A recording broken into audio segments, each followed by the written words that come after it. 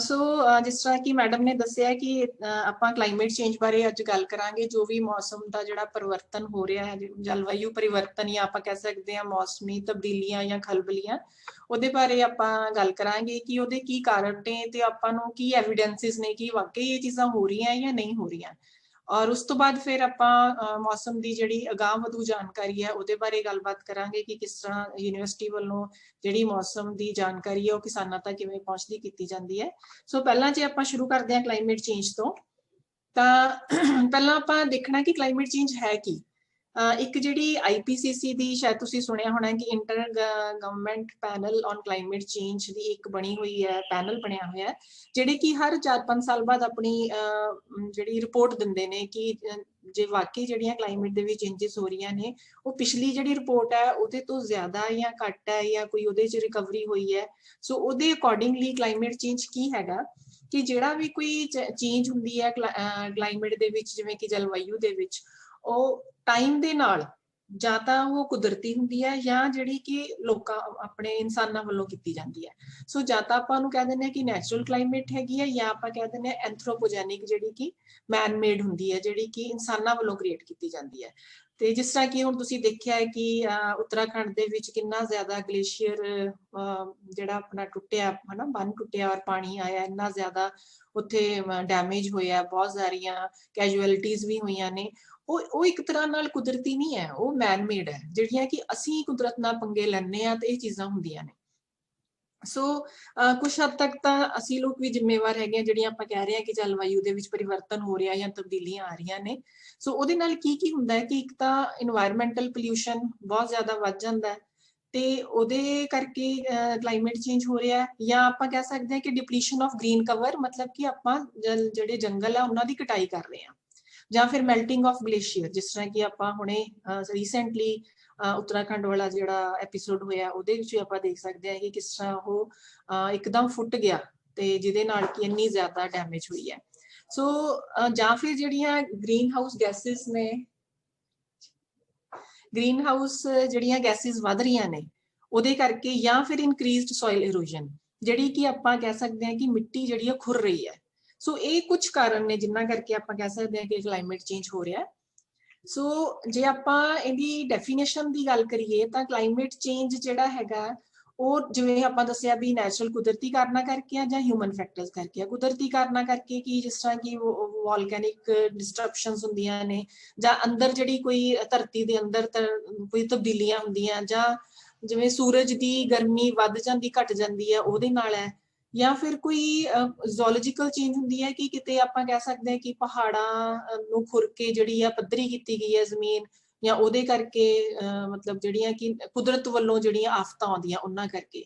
ਜਾਂ ਜਿਹੜੇ ਹਿਊਮਨ ਦੇ ਹੁੰਦੇ ਆ ਫੈਕਟਰਸ, ਜਿਵੇਂ ਕਿ ਗ੍ਰੀਨ ਹਾਊਸ ਗੈਸਿਸ, ਜਿੰਨਾ ਜਿਵੇਂ ਹੁਣ ਆਪਾਂ ਦੇਖਦੇ ਹਾਂ ਕਿ ਦਿਨੋਂ ਦਿਨ ਗ੍ਰੀਨ ਹਾਊਸ ਗੈਸਿਸ ਵੱਧ ਰਹੀਆਂ ਨੇ ਕਿਉਂਕਿ ਇੰਨੇ ਜ਼ਿਆਦਾ ਵਹੀਕਲ ਵੱਧ ਰਹੇ ਨੇ, ਇੰਨੀਆਂ ਜ਼ਿਆਦਾ ਅੱਗਾਂ ਲੱਗ ਰਹੀਆਂ ਨੇ। ਜਾਂ ਆਪਾਂ ਕਹਿ ਸਕਦੇ ਹਾਂ ਕਿ ਕੰਕਰੀਟ ਬਹੁਤ ਜ਼ਿਆਦਾ ਆਪਾਂ ਜਿਹੜਾ ਕਰਤਾ ਹੋਇਆ ਕਵਰ, ਉਹਦੇ ਨਾਲ ਆਪਣਾ ਜਿਹੜਾ ਗ੍ਰੀਨ ਕਵਰ ਹੈ ਉਹ ਘਟ ਗਿਆ। ਮਤਲਬ ਆਪਾਂ ਕਟਾਈ ਕਰ ਕਰਕੇ ਉਹ ਇੰਨੀ ਕੁ ਜ਼ਿਆਦਾ ਬਿਲਡਿੰਗਸ ਬਣਾਤੀਆਂ, ਇੰਡਸਟਰੀਜ਼ ਬਣਾਤੀਆਂ ਕਿ ਉਹਨਾਂ ਦਾ ਜਿਹੜਾ ਧੂੰਆਂ ਆ ਉਹ ਵੀ ਜਿਹੜਾ ਹਵਾ ਦੇ ਵਿੱਚ ਜਾਂਦਾ, ਜਿਹਦੇ ਨਾਲ ਕਿ ਇਹ ਸਾਰੀਆਂ ਚੇਂਜਸ ਹੁੰਦੀਆਂ। ਬਾਕੀ ਤੁਸੀਂ ਸੁਣਿਆ ਹੋਣਾ ਕਿ ਓਜ਼ੋਨ ਡਿਪਲੀਸ਼ਨ ਹੋ ਰਹੀ ਹੈ। ਜਿਹੜੀ ਓਜ਼ੋਨ ਲੇਅਰ ਹੈ, ਜਿਹੜੀ ਆਪਾਂ ਨੂੰ ਪ੍ਰੋਟੈਕਟ ਕਰਦੀ ਹੈ ਕਿ ਜਿਹੜੀਆਂ ਸੂਰਜ ਵੱਲੋਂ ਕਿਰਨਾਂ ਆਉਂਦੀਆਂ ਉਹਨਾਂ ਤੋਂ ਆਪਾਂ ਕਿਵੇਂ ਬਚਣਾ ਹੈ, ਤੇ ਉਹ ਜਿਹੜੀ ਓਜ਼ੋਨ ਦੀ ਲੇਅਰ ਹੈ ਉਹ ਵੀ ਦਿਨੋਂ ਦਿਨ ਪਤਲੀ ਹੋ ਰਹੀ ਹੈ ਇਹਦੇ ਕਰਕੇ, ਕਲਾਈਮੇਟ ਚੇਂਜ ਕਰਕੇ। ਤੇ ਬਾਕੀ ਐਰੋਸੋਲਸ ਹੁੰਦੇ ਆ, ਛੋਟੇ ਛੋਟੇ ਜਿਹੜੇ ਪਾਰਟੀਕਲਸ ਨੇ ਹਵਾ ਦੇ ਵਿੱਚ, ਉਹ ਵੀ ਜਿਹੜੇ ਆਪਾਂ ਜਿਵੇਂ ਕਿ ਗੱਡੀਆਂ ਦਾ ਧੂੰਆਂ ਉਹਦੇ ਨਾਲ ਹੈ, ਜਾਂ ਆਪਾਂ ਜਿਵੇਂ ਕੁਛ ਚੀਜ਼ ਅੱਗ ਲਾਉਣੇ ਆ ਪਲਾਸਟਿਕ ਨੂੰ ਜਾਂ ਜੋ ਵੀ ਆ, ਉਹ ਹਵਾ ਦੇ ਵਿੱਚ ਇਕੱਠੇ ਹੋ ਜਾਂਦੇ ਆ, ਉਹਦੇ ਨਾਲ ਵੀ ਜਿਹੜੀ ਹੈ ਕਲਾਈਮੇਟ ਚੇਂਜ ਹੁੰਦੀ ਹੈ। ਸੋ ਜਿਵੇਂ ਕਿ ਜਨਸੰਖਿਆ ਦੇ ਵਿੱਚ ਵਾਧਾ, ਇਹ ਵੀ ਇੱਕ ਬਹੁਤ ਵੱਡਾ ਮੁੱਖ ਕਾਰਨ ਹੈ ਜਿਹਦੇ ਕਰਕੇ ਆਪਾਂ ਕਹਿ ਸਕਦੇ ਹਾਂ ਕਿ ਜਿਹੜੀ ਹੈ ਮੌਸਮੀ ਤਬਦੀਲੀਆਂ ਹੋ ਰਹੀਆਂ ਨੇ। ਜੰਗਲਾਂ ਦੀ ਅੰਨ੍ਹੇਵਾਹੀ ਕਟਾਈ ਕੀਤੀ ਜਾ ਰਹੀ ਹੈ ਤੇ ਉਹਨਾਂ ਨੂੰ ਸਾੜਿਆ ਵੀ ਜਾ ਰਿਹਾ। ਸੋ ਜਿਹੜੀ ਕਟਾਈ ਕੀਤੀ ਜਾ ਰਹੀ, ਇੱਕ ਤਾਂ ਉਹਦੇ ਕਰਕੇ ਆਪਾਂ ਕਹਿ ਸਕਦੇ ਹਾਂ ਵੀ ਜਿਹੜਾ ਜੰਗਲ ਨੇ ਉਹਦੇ ਚੋਂ ਜਿਹੜਾ ਪੱਤੇ ਆ ਜਿਵੇਂ ਉਹਦੇ ਤੋਂ ਵਾਸ਼ਪੀਕਰਨ ਹੁੰਦਾ ਹੈ, ਜਿਵੇਂ ਉਹਦੇ ਨਾਲ ਵਰਖਾ ਦਾ ਜਿਹੜਾ ਹੁੰਦਾ ਇੰਪੈਕਟ ਹੁੰਦਾ ਕਿ ਜਿਹੜੇ ਜੇ ਆਪਾਂ ਕਹਿੰਦੇ ਹਾਂ ਕਿ ਜਿੰਨੇ ਜ਼ਿਆਦਾ ਰੁੱਖ ਹੋਣਗੇ ਉਸ ਜਗ੍ਹਾ ਦਾ ਇੱਕ ਤਾਂ ਟੈਂਪਰੇਚਰ ਘਟ ਜਾਂਦਾ, ਕਿਉਂਕਿ ਉਹਦੇ ਨਾਲ ਵਰਖਾ ਦਾ ਜਿਹੜਾ ਹੁੰਦਾ ਇੰਪੈਕਟ ਹੁੰਦਾ ਕਿ ਜਿਹੜੇ ਜੇ ਆਪਾਂ ਕਹਿੰਦੇ ਹਾਂ ਕਿ ਜਿੰਨੇ ਜ਼ਿਆਦਾ ਰੁੱਖ ਹੋਣਗੇ ਉਸ ਜਗ੍ਹਾ ਦਾ ਇੱਕ ਤਾਂ ਟੈਂਪਰੇਚਰ ਘਟ ਜਾਂਦਾ, ਕਿਉਂਕਿ ਉਹ ਵੀ ਇਹਦਾ ਮਤਲਬ ਕਾਰਨ ਹੈ ਕਿ ਇਹਦੇ ਕਰਕੇ ਜਿਹੜੀ ਬਾਰਿਸ਼ ਆਪਾਂ ਨੂੰ ਮਿਲਦੀ ਹੈ, ਕਿਉਂਕਿ ਉਹੀ ਜਿਹੜਾ ਸਾਈਕਲ ਹਾਈਡਰੋਲੋਜੀਕਲ ਸਾਈਕਲ ਆਪਾਂ ਕਹਿੰਦੇ ਆ ਕਿ ਧਰਤੀ ਤੋਂ ਪਾਣੀ ਉੱਡਦਾ ਹੈ, ਉੱਤੇ ਜਾ ਕੇ ਉਹ ਕਲਾਊਡਸ ਦੇ ਵਿੱਚ ਉਹ ਇਕੱਠਾ ਹੋ ਕੇ ਬਾਰਿਸ਼ ਹੋ ਜਾਂਦੀ ਹੈ ਤੇ ਉਹ ਫਿਰ ਨੀਚੇ ਉਹੀ ਧਰਤੀ ਤੇ ਆ ਜਾਂਦਾ, ਫਿਰ ਧਰਤੀ ਤੋਂ ਉੱਪਰ ਜਾਂਦਾ ਤੇ ਉਹ ਸਾਈਕਲ ਬਣ ਜਾਂਦਾ। ਪਰ ਜਦੋਂ ਆਪਾਂ ਜੰਗਲਾਂ ਨੂੰ ਕੱਟੀ ਜਾ ਰਹੇ ਹਾਂ ਉੱਥੇ ਵਾਸ਼ਪੀਕਰਨ ਹੋਣਾ ਹੀ ਨਹੀਂ ਤੇ ਪਾਣੀ ਨੇ ਕਿੱਥੇ ਜਾਣਾ, ਤੋ ਇਸ ਕਰਕੇ ਜਿਹੜੀ ਸਾਡੀ ਵਰਖਾ ਉਹ ਵੀ ਘਟਦੀ ਜਾ ਰਹੀ ਹੈ। ਬਾਕੀ ਜੇ ਆਪਾਂ ਉਹਨਾਂ ਨੂੰ ਅੱਗ ਲਾ ਰਹੇ ਹਾਂ, ਅੱਗ ਲਾਉਣ ਦੇ ਨਾਲ ਤਾਂ ਵੈਸੇ ਹੀ ਜਿਹੜਾ ਧੂੰਆਂ ਆ ਉਹਦੇ ਵਿੱਚ ਆਪਾਂ ਨੂੰ ਸਾਹ ਲੈਣਾ ਵੀ ਔਖਾ ਹੋ ਜਾਂਦਾ ਹੈ, ਸੋ ਉਹਦੇ ਨਾਲ ਵੀ ਜਿਹੜੀਆਂ ਮੌਸਮੀ ਤਬਦੀਲੀਆਂ ਹੁੰਦੀਆਂ ਨੇ। ਜਾਂ ਜਿਹੜਾ ਵਾਤਾਵਰਣ ਦੇ ਵਿੱਚ ਪ੍ਰਦੂਸ਼ਣ, ਵਾਤਾਵਰਣ ਦੇ ਵਿੱਚ ਪ੍ਰਦੂਸ਼ਣ ਜਿਹੜਾ ਹੈਗਾ, ਜਿਵੇਂ ਕਿ ਗੱਡੀਆਂ ਦਾ, ਇੰਨੀਆਂ ਜ਼ਿਆਦਾ ਗੱਡੀਆਂ, ਹੁਣ ਤੁਸੀਂ ਦੇਖ ਸਕਦੇ ਆ ਕਿ ਹਰ ਘਰ ਦੇ ਵਿੱਚ 2-2 3-3 ਗੱਡੀਆਂ ਹੈਗੀਆਂ, ਔਰ ਇੱਕ ਬੰਦਾ ਇੱਕ ਗੱਡੀ ਦੇ ਵਿੱਚ ਜਾ ਰਿਹਾ, ਤਾਂ ਉਹ ਕਿੰਨੀ ਜ਼ਿਆਦਾ ਜਿਹੜੀਆਂ ਸੜਕਾਂ ਤੇ ਗੱਡੀਆਂ ਹੀ ਗੱਡੀਆਂ ਨੇ ਉਹਦੀ ਕਿੰਨੀ ਪੋਲਿਊਸ਼ਨ ਹੈ। ਫਿਰ ਫੈਕਟਰੀਆਂ ਦੀ ਪੋਲਿਊਸ਼ਨ ਹੈ, ਫਿਰ ਜਿਹੜੇ ਆ ਵੋਲਕੈਨਿਕ ਕਰਪਸ਼ਨਸ ਹੁੰਦੀਆਂ ਨੇ, ਜਿੱਥੇ ਵੋਲਕੈਨੋ ਫੁੱਟਦੇ ਆ ਉੱਥੇ ਬਹੁਤ ਜ਼ਿਆਦਾ ਉਹਦੀ ਤਬਾਹੀ ਹੁੰਦੀ ਹੈ, ਬਹੁਤ ਜ਼ਿਆਦਾ ਧੂੰਆਂ ਨਿਕਲ ਕੇ ਸਾਰਾ ਜਿਹੜਾ ਵਾਤਾਵਰਨ ਨੂੰ ਪਲੀਤ ਕਰਦਾ ਹੈ। ਸੋ ਇਹ ਜਿਹੜੀਆਂ ਚੀਜ਼ਾਂ ਨੇ ਇਹਨਾਂ ਦੇ ਨਾਲ ਸਾਰੀ ਜਿਹੜੀ ਕਲਾਈਮੇਟ ਚੇਂਜ ਹੋ ਰਹੀ ਹੈ। ਦੂਜਾ ਆਪਾਂ ਦੇਖਦੇ ਹਾਂ ਕਿ ਜਿਵੇਂ ਸਾਡੇ ਕੋਲੇ ਗਲੇਸ਼ੀਅਰਸ ਸੀਗੇ, ਜਿਹੜੇ ਨੈਚੁਰਲ ਗਲੇਸ਼ੀਅਰ ਸੀਗੇ, ਜੇ ਆਪਾਂ 1980 ਵਾਲੇ ਦਹਾਕੇ ਦੀ ਗੱਲ ਕਰੀਏ ਤਾਂ ਉਹਦੇ ਕੋਲ ਸਾਡੇ ਏਰੀਆ ਕਿੰਨਾ ਜ਼ਿਆਦਾ ਸੀਗਾ, ਤੇ ਜੇ ਆਪਾਂ 2007 ਤੱਕ ਪਹੁੰਚਦੇ ਹਾਂ ਤਾਂ ਉਹ ਕਿੰਨਾ ਜ਼ਿਆਦਾ ਘਟ ਕੇ ਰਹਿ ਜਾਂਦਾ ਹੈ। ਜੇ ਦੇਖਦੇ ਹਾਂ ਆਪਾਂ ਆਹ ਚੀਜ਼ ਦੇਖੋ, ਆ ਸਾਰੀ ਚੀਜ਼ ਜਿਹੜੀ ਸੀ ਉਹ ਮੈਲਟ ਹੋ ਗਈ ਹੈ। ਉਹ ਕਿਉਂ ਮੈਲਟ ਹੋਈ ਹੈ? ਕਿਉਂਕਿ ਇੰਨਾ ਜ਼ਿਆਦਾ ਟੈਂਪਰੇਚਰ ਹਾਈ ਹੋ ਜਾਂਦਾ ਹੈ ਕਿ ਜਿਹੜੀ ਬਰਫ਼ਾਂ ਪਿਘਲਣੀ ਸ਼ੁਰੂ ਹੋ ਜਾਂਦੀ ਹੈ, ਫਿਰ ਉਹਦੇ ਨਾਲ ਕੀ ਹੁੰਦੇ ਨੇ, ਫਲੱਡਸ ਆਣੇ ਸ਼ੁਰੂ ਹੋ ਜਾਂਦੇ ਆ। ਇਸੇ ਤਰ੍ਹਾਂ ਹੀ ਆ ਵੀ ਤੁਸੀਂ ਦੇਖ ਸਕਦੇ ਆ ਕਿ 2013 ਦੇ ਵਿੱਚ ਵੀ ਕਿੰਨਾ ਜ਼ਿਆਦਾ ਆ ਚੇਂਜ ਆ ਚੁੱਕੀ ਆ, ਸਾਰਾ ਏਰੀਆ ਜਿਹੜਾ ਸਾਡਾ ਖਤਮ ਹੋ ਚੁੱਕਿਆ ਹੈ। ਸੋ ਇਹ ਇੱਕ ਆਪਾਂ ਕਹਿੰਦੇ ਆ ਗ੍ਰੀਨ ਹਾਊਸ ਦੀ ਗੱਲ ਕਰਦੇ ਆ ਕਿ ਮਤਲਬ ਗ੍ਰੀਨ ਹਾਊਸ ਕੀ ਹੁੰਦਾ, ਜਿਹੜਾ ਮੁੱਖ ਕਾਰਨ ਹੈ ਕਲਾਈਮੇਟ ਚੇਂਜ ਦਾ। ਜੇ ਆਪਾਂ 18,000 ਸਾਲ ਪਹਿਲਾਂ ਦਾ ਗੱਲ ਕਰੀਏ ਤਾਂ ਜਿਹੜਾ ਸੰਸਾਰ ਭਰ ਦਾ ਵਾਤਾਵਰਨ ਹੈ 4 ਤੋਂ 5 ਡਿਗਰੀ ਜਿਹੜਾ ਅੱਜ ਨਾਲੋਂ ਠੰਡਾ ਸੀਗਾ। ਤੇ ਉਦਯੋਗਿਕ ਗੇੜ, ਜਦੋਂ ਆਪਾਂ ਕਹਿੰਦੇ 1960 ਤੋਂ ਬਾਅਦ ਬਹੁਤ ਜ਼ਿਆਦਾ ਆਪਣੀ ਇੰਡਸਟਰੀਅਲਾਈਜੇਸ਼ਨ ਹੋਈ ਹੈ, ਉਸ ਤੋਂ ਪਹਿਲਾਂ ਮੌਸਮੀ ਤਬਦੀਲੀ ਇੱਕ ਧੀਮੀ ਪ੍ਰਕਿਰਿਆ ਸੀਗੀ, ਕਿਉਂਕਿ ਉਦੋਂ ਇੰਨੀਆਂ ਜ਼ਿਆਦਾ ਇੰਡਸਟਰੀਜ਼ ਨਹੀਂ ਹੁੰਦੀਆਂ ਸੀਗੀਆਂ। ਬਹੁਤ ਜ਼ਿਆਦਾ ਜਿਹੜਾ ਇੰਡਸਟਰੀ ਦਾ ਇੱਕ ਤਾਂ ਧੂੰਆਂ ਆ, ਫਿਰ ਤੁਸੀਂ ਦੂਜਾ ਦੇਖਦੇ ਹੋ ਕਿ ਸੀਵਰੇਜ, ਜੋ ਉਹਨਾਂ ਦਾ ਗੰਦਮੰਦ ਜਿਹੜਾ ਉਹ ਸੁੱਟਦੇ ਦਰਿਆਵਾਂ ਦੇ ਵਿੱਚ, ਉਹ ਵੀ ਇਹੋ ਜਿਹੀਆਂ ਚੀਜ਼ਾਂ ਨਹੀਂ ਸੀਗੀਆਂ। ਅਸੀਂ ਕਾਫੀ ਕੁਦਰਤੀ ਮਾਹੌਲ ਦੇ ਵਿੱਚ ਰਹਿੰਦੇ ਸੀਗੇ। ਤੇ ਪਥਰਾਟ ਬਾਲਣ ਦੀ ਵਰਤੋਂ ਦੇ ਸਿੱਟੇ ਵਜੋਂ ਨਿਕਲੀਆਂ ਗੈਸਾਂ ਗਲੋਬਲ ਵਾਰਮਿੰਗ ਨੂੰ ਗਤੀਸ਼ੀਲ ਕਰਦੀਆਂ। ਬਾਕੀ ਜਿਹੜੀ ਧਰਤੀ ਦੀ ਸਤ੍ਹਾ ਸੂਰਜੀ ਕਿਰਨਾਂ ਨੂੰ ਜਜ਼ਬ ਕਰ ਲੈਂਦੀ ਹੈ ਤੇ ਇਨਫਰਾਰੈਡ ਕਿਰਨਾਂ ਦੇ ਰੂਪ ਵਿੱਚ ਵਾਪਸ ਕਰਦੀ ਹੈ। ਹੁਣ ਜਿਹੜੀਆਂ ਸੂਰਜੀ ਕਿਰਨਾਂ ਨੇ ਉਹ ਧਰਤੀ ਤੇ ਆਉਂਦੀਆਂ ਨੇ, ਤੇ ਜਿਹੜੀਆਂ ਉਸ ਤੋਂ ਬਾਅਦ ਇਹ ਹੁੰਦਾ ਸੀਗਾ ਕੁਝ ਜਿਹੜੇ ਬੱਦਲ ਨੇ ਜਾਂ ਫਿਰ ਉਹਦੇ ਵਿੱਚ ਵਾਟਰ ਵੇਪਰਸ ਨੇ, ਆਪਾਂ ਕਹਿ ਸਕਦੇ ਹਾਂ ਕਣ ਨੇ ਪਾਣੀ ਦੇ, ਉਹ ਉਹਨਾਂ ਨੂੰ ਐਬਜ਼ੌਰਬ ਕਰ ਲੈਂਦੇ ਸੀ, ਤੇ ਕੁਝ ਜਿਹੜੀਆਂ ਠੀਕ ਕਿਰਨਾਂ ਸੀ ਉਹ ਧਰਤੀ ਤੇ ਆਉਂਦੀਆਂ ਸੀ। ਉਸ ਤੋਂ ਬਾਅਦ ਧਰਤੀ ਵੀ ਆਪਣੀਆਂ ਜਿਹੜੀਆਂ ਕਿਰਨਾਂ ਉਹ ਛੱਡਦੀ ਸੀ।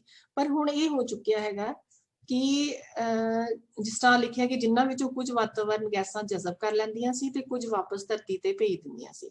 ਉਸ ਤੋਂ ਬਾਅਦ ਜਿਹੜੀ ਧਰਤੀ ਹੈ ਉਹ ਵੀ ਵਾਪਸ ਜਿਹੜੀ ਹੈ ਐਟਮੋਸਫੇਅਰ ਦੇ ਵਿੱਚ ਭੇਜਦੀ ਸੀ। ਪਰ ਜਦੋਂ ਇੰਨੀਆਂ ਜ਼ਿਆਦਾ ਗੈਸਾਂ ਐਟਮੋਸਫੇਅਰ ਦੇ ਵਿੱਚ ਹੋ ਗਈਆਂ ਇਕੱਠੀਆਂ, ਤਾਂ ਜਦੋਂ ਧਰਤੀ ਨੇ ਆਪਣੀ ਵਾਪਸ ਭੇਜਣੀ ਹੁੰਦੀ ਹੈ ਉਹ ਉੱਥੇ ਹੀ ਇਕੱਠੀ ਹੋ ਜਾਂਦੀ ਹੈ, ਵਾਪਸ ਜਾ ਹੀ ਨਹੀਂ ਸਕਦੀ, ਕਿਉਂਕਿ ਉਹਨਾਂ ਨੇ ਇੱਕ ਤਰ੍ਹਾਂ ਨਾਲ ਆਪਣਾ ਇੱਕ ਲੇਅਰ ਬਣਾ ਰੱਖੀ ਹੁੰਦੀ ਹੈ, ਜਿਹਦੇ ਨਾਲ ਕੀ ਹੁੰਦਾ ਹੈ ਕਿ ਜਿਹੜਾ ਆਪਾਂ ਧਰਤੀ ਜਿਹੜੀ ਫਿਰ ਗੈਸਾਂ ਛੱਡਦੀ ਹੈ ਜਾਂ ਜਿਹੜੀ ਰੇਡੀਏਸ਼ਨ ਛੱਡਦੀ ਹੈ ਉਹ ਐਟਮੋਸਫੇਅਰ ਦੇ ਵਿੱਚ ਇਕੱਠੀ ਹੋ ਜਾਂਦੀ ਹੈ ਤੇ ਉਹਨੂੰ ਤਾਪਮਾਨ ਨੂੰ ਵਧਾ ਦਿੰਦੀ ਹੈ, ਜਿਹਦੇ ਨਾਲ ਕਿ ਆਪਾਂ ਨੂੰ ਬਹੁਤ ਜ਼ਿਆਦਾ ਗਰਮੀ ਲੱਗਦੀ ਹੈ, ਤਾਂ ਆਪਾਂ ਕਹਿੰਦੇ ਹਾਂ ਕਿ ਗਲੋਬਲ ਵਾਰਮਿੰਗ ਹੋ ਗਈ ਹੈ। ਸੋ ਗ੍ਰੀਨ ਹਾਊਸ ਜਿਹੜਾ ਆਪਾਂ ਸਬਜ਼ੀਆਂ ਲਈ ਗ੍ਰੀਨ ਹਾਊਸ ਇੱਕ ਯੂਜ਼ ਕਰਦੇ ਹਾਂ, ਜਿਹਦੇ ਨਾਲ ਕਿ ਆਪਾਂ ਕਹਿੰਦੇ ਹਾਂ ਕਿ ਅਸੀਂ ਨਾਰਮਲ ਮਤਲਬ ਕੰਡੀਸ਼ਨਸ ਉਹਦੀਆਂ ਕਰ ਲਈਆਂ ਨੇ ਕਿ ਇੰਨਾ ਕੁ ਟੈਂਪਰੇਚਰ ਹੋਣਾ ਚਾਹੀਦਾ, ਇੰਨੀ ਕੁ ਨਮੀ ਹੋਣੀ ਚਾਹੀਦੀ ਹੈ, ਤਾਂ ਹੀ ਜਿਹੜੀ ਹੈ ਕੋਈ ਫਸਲ ਹੈ ਉਹਨੂੰ ਆਪਾਂ ਬਚਾ ਸਕਦੇ ਹਾਂ ਕੀੜੇ ਮਕੌੜਿਆਂ ਤੋਂ ਵੀ, ਤੇ ਹਾਈ ਟੈਂਪਰੇਚਰ ਤੋਂ ਜਾਂ ਲੋ ਟੈਂਪਰੇਚਰ ਤੋਂ, ਜੋ ਵੀ ਉਹਦੇ ਲਈ ਫੇਵਰੇਬਲ ਆ, ਉਹਨੂੰ ਆਪਾਂ ਇੱਕ ਗ੍ਰੀਨ ਹਾਊਸ ਦਾ ਨਾਂ ਦਿੰਦੇ ਹਾਂ, ਜਿਹਦੇ ਵਿੱਚ ਆਪਾਂ ਕਾਫੀ ਹੁਣ ਜਿਹੜੀਆਂ ਨੇ ਫਸਲਾਂ ਉਹ ਬੀਜ ਰਹੇ ਹਾਂ। ਸੋ ਜਿਹੜੀ ਧਰਤੀ ਆ ਉਹ ਵੀ ਇੱਕ ਤਰ੍ਹਾਂ ਨਾਲ ਗ੍ਰੀਨ ਹਾਊਸ ਬਣ ਜਾਂਦੀ ਹੈ। ਕਿਵੇਂ ਕਿ ਇਸ ਵਿੱਚ ਜਿਹੜਾ ਗ੍ਰੀਨ ਹਾਊਸ ਦਾ ਇਹ ਪ੍ਰਿੰਸੀਪਲ ਹੁੰਦਾ ਹੈ ਕਿ ਜਿਹੜਾ ਉਹਦੇ ਵਿੱਚ ਸ਼ੀਸ਼ਾ ਲੱਗਿਆ ਜਾਂ ਪਲਾਸਟਿਕ ਹੈ ਉਹ ਆਉਣ ਵਾਲੀਆਂ ਸੂਰਜੀ ਕਿਰਨਾਂ ਨੂੰ ਲੰਘਣ ਦਿੰਦੀ ਹੈ, ਪਰ ਵਾਪਸ ਜਾਣ ਵਾਲੀਆਂ ਜਿਹੜੀਆਂ ਇਨਫਰਾਰੈਡ ਕਿਰਨਾਂ ਉਹਨਾਂ ਨੂੰ ਰੋਕ ਲੈਂਦੀ ਹੈ, ਤੇ ਇਹ ਗ੍ਰੀਨ ਹਾਊਸ ਦੇ ਅੰਦਰ ਨੂੰ ਬਾਹਰ ਵਾਲੇ ਤਾਪਮਾਨ ਤੋਂ ਵੱਧ ਗਰਮ ਕਰ ਦਿੰਦੀ ਹੈ। ਸੋ ਗ੍ਰੀਨ ਹਾਊਸ ਗੈਸਾਂ ਧਰਤੀ ਦੇ ਵਾਤਾਵਰਣ ਵਿੱਚ ਇਸੇ ਤਰ੍ਹਾਂ ਦਾ ਕਿਰਦਾਰ ਨਿਭਾਉਂਦੀਆਂ, ਜਿਵੇਂ ਕਿ ਮੈਂ ਪਹਿਲਾਂ ਗੱਲ ਕੀਤੀ ਹੈ ਕਿ ਜਿਹੜੀਆਂ ਗ੍ਰੀਨ ਹਾਊਸ ਗੈਸਾਂ ਨੇ, ਜਿਵੇਂ ਕਿ ਕਾਰਬਨ ਡਾਈਆਕਸਾਈਡ ਹੈ, ਮੀਥੇਨ ਹੈ, ਕਾਰਬਨ ਨਾਈਟਰਸ ਆਕਸਾਈਡ ਹੈ, ਤੇ ਕਲੋਰੋਫਲੋਰੋਕਾਰਬਨ ਨੇ, ਇਹ ਸਾਰੀਆਂ ਗ੍ਰੀਨ ਹਾਊਸ ਗੈਸਾਂ ਨੇ। ਜਿਹੜੀਆਂ ਕਿ ਆਪਾਂ ਕਹਿੰਦੇ ਆ ਕਿ ਕੁਝ ਆਪਾਂ ਬਾਲਦੇ ਆ ਜਾਂ ਉਹਦੇ ਨਾਲ ਇਹ ਪ੍ਰੋਡਿਊਸ ਹੁੰਦੀਆਂ ਨੇ। ਸੋ ਜਦੋਂ ਧਰਤੀ ਜਿਹੜੀ ਹੈਗੀ ਆ ਉਹ ਵਾਤਾਵਰਨ ਦੇ ਵਿੱਚ ਨਹੀਂ, ਮਤਲਬ ਵਾਤਾਵਰਨ ਨੂੰ ਜਦੋਂ ਛੱਡਦੀ ਹੈ ਇਹ ਗੈਸਾਂ, ਤਾਂ ਜਿਹੜੀਆਂ ਗ੍ਰੀਨ ਹਾਊਸ ਗੈਸਾਂ ਧਰਤੀ ਦੇ ਵਾਤਾਵਰਨ ਨੂੰ ਇਸੇ ਤਰ੍ਹਾਂ ਦਾ ਹੀ ਕਿਰਦਾਰ ਨਿਭਾਉਂਦੀਆਂ ਕਿ ਉਹ ਉੱਥੇ ਇੱਕ ਲੇਅਰ ਬਣਾ ਦਿੰਦੀਆਂ ਤਾਂ ਕਿ ਉਹ ਜਿਹੜੀਆਂ ਗੈਸਾਂ ਨੇ ਉਹ ਬਾਹਰ ਐਟਮੋਸਫੇਅਰ ਦੇ ਵਿੱਚ ਨਾ ਜਾ ਸਕਣ, ਧਰਤੀ ਦੇ ਆਲੇ ਦੁਆਲੇ ਵਾਲੇ ਜਿਹੜੇ ਐਟਮੋਸਫੇਅਰ ਹੈ ਉਹਦੇ ਵਿੱਚ ਹੀ ਰਹਿ ਜਾਣ ਤੇ ਉਹਨੂੰ ਗਰਮ ਕਰ ਦਿੰਦੀਆਂ ਨੇ। ਤੇ ਜੇ ਆਪਾਂ ਗੱਲ ਕਰੀਏ ਕਿ ਐਗਰੀਕਲਚਰ ਦੀ ਕਿੰਨੀ ਕੁ ਕੰਟਰੀਬਿਊਸ਼ਨ ਹੈ ਕਲਾਈਮੇਟ ਚੇਂਜ ਦੇ ਵਿੱਚ, ਤਾਂ ਤੁਸੀਂ ਦੇਖ ਸਕਦੇ ਆ ਕਿ ਜਿਸ ਤਰ੍ਹਾਂ ਪਹਿਲਾਂ ਜਦੋਂ ਆਪਾਂ ਕੁਝ ਦੇਰ ਪਹਿਲਾਂ ਦੀ ਗੱਲ ਕਰਦੇ ਆ ਤਾਂ ਉਦੋਂ 13.5% ਐਗਰੀਕਲਚਰ ਦੀ ਕੰਟਰੀਬਿਊਸ਼ਨ ਸੀਗੀ 2007 ਦੇ ਵਿੱਚ। ਪਰ ਹੁਣ ਰੀਸੈਂਟਲੀ ਜਿਹੜੀ IPCC ਦੀ ਰਿਪੋਰਟ ਆਈ ਹੈ ਤਾਂ ਜਿਹੜੀ ਐਗਰੀਕਲਚਰ ਦੀ ਕੰਟਰੀਬਿਊਸ਼ਨ ਹੈ ਕਿ ਕਿੰਨਾ ਐਗਰੀਕਲਚਰ ਕਲਾਈਮੇਟ ਚੇਂਜ ਵਧਾ ਰਿਹਾ ਹੈ, ਜਿਹੜੀ ਖੇਤੀ ਆਪਾਂ ਕਰ ਰਹੇ ਆ, ਕਿਉਂਕਿ ਜਿਹੜਾ ਝੋਨਾ ਆ ਉਹ ਮੇਨ ਇਹਦੇ ਵਿੱਚ ਕਲਪ੍ਰੇਟ ਹੈਗਾ। ਜਿਹੜਾ ਝੋਨਾ ਆਪਾਂ ਕੱਦੂ ਕਰਕੇ ਲਾਉਂਦੇ ਆ,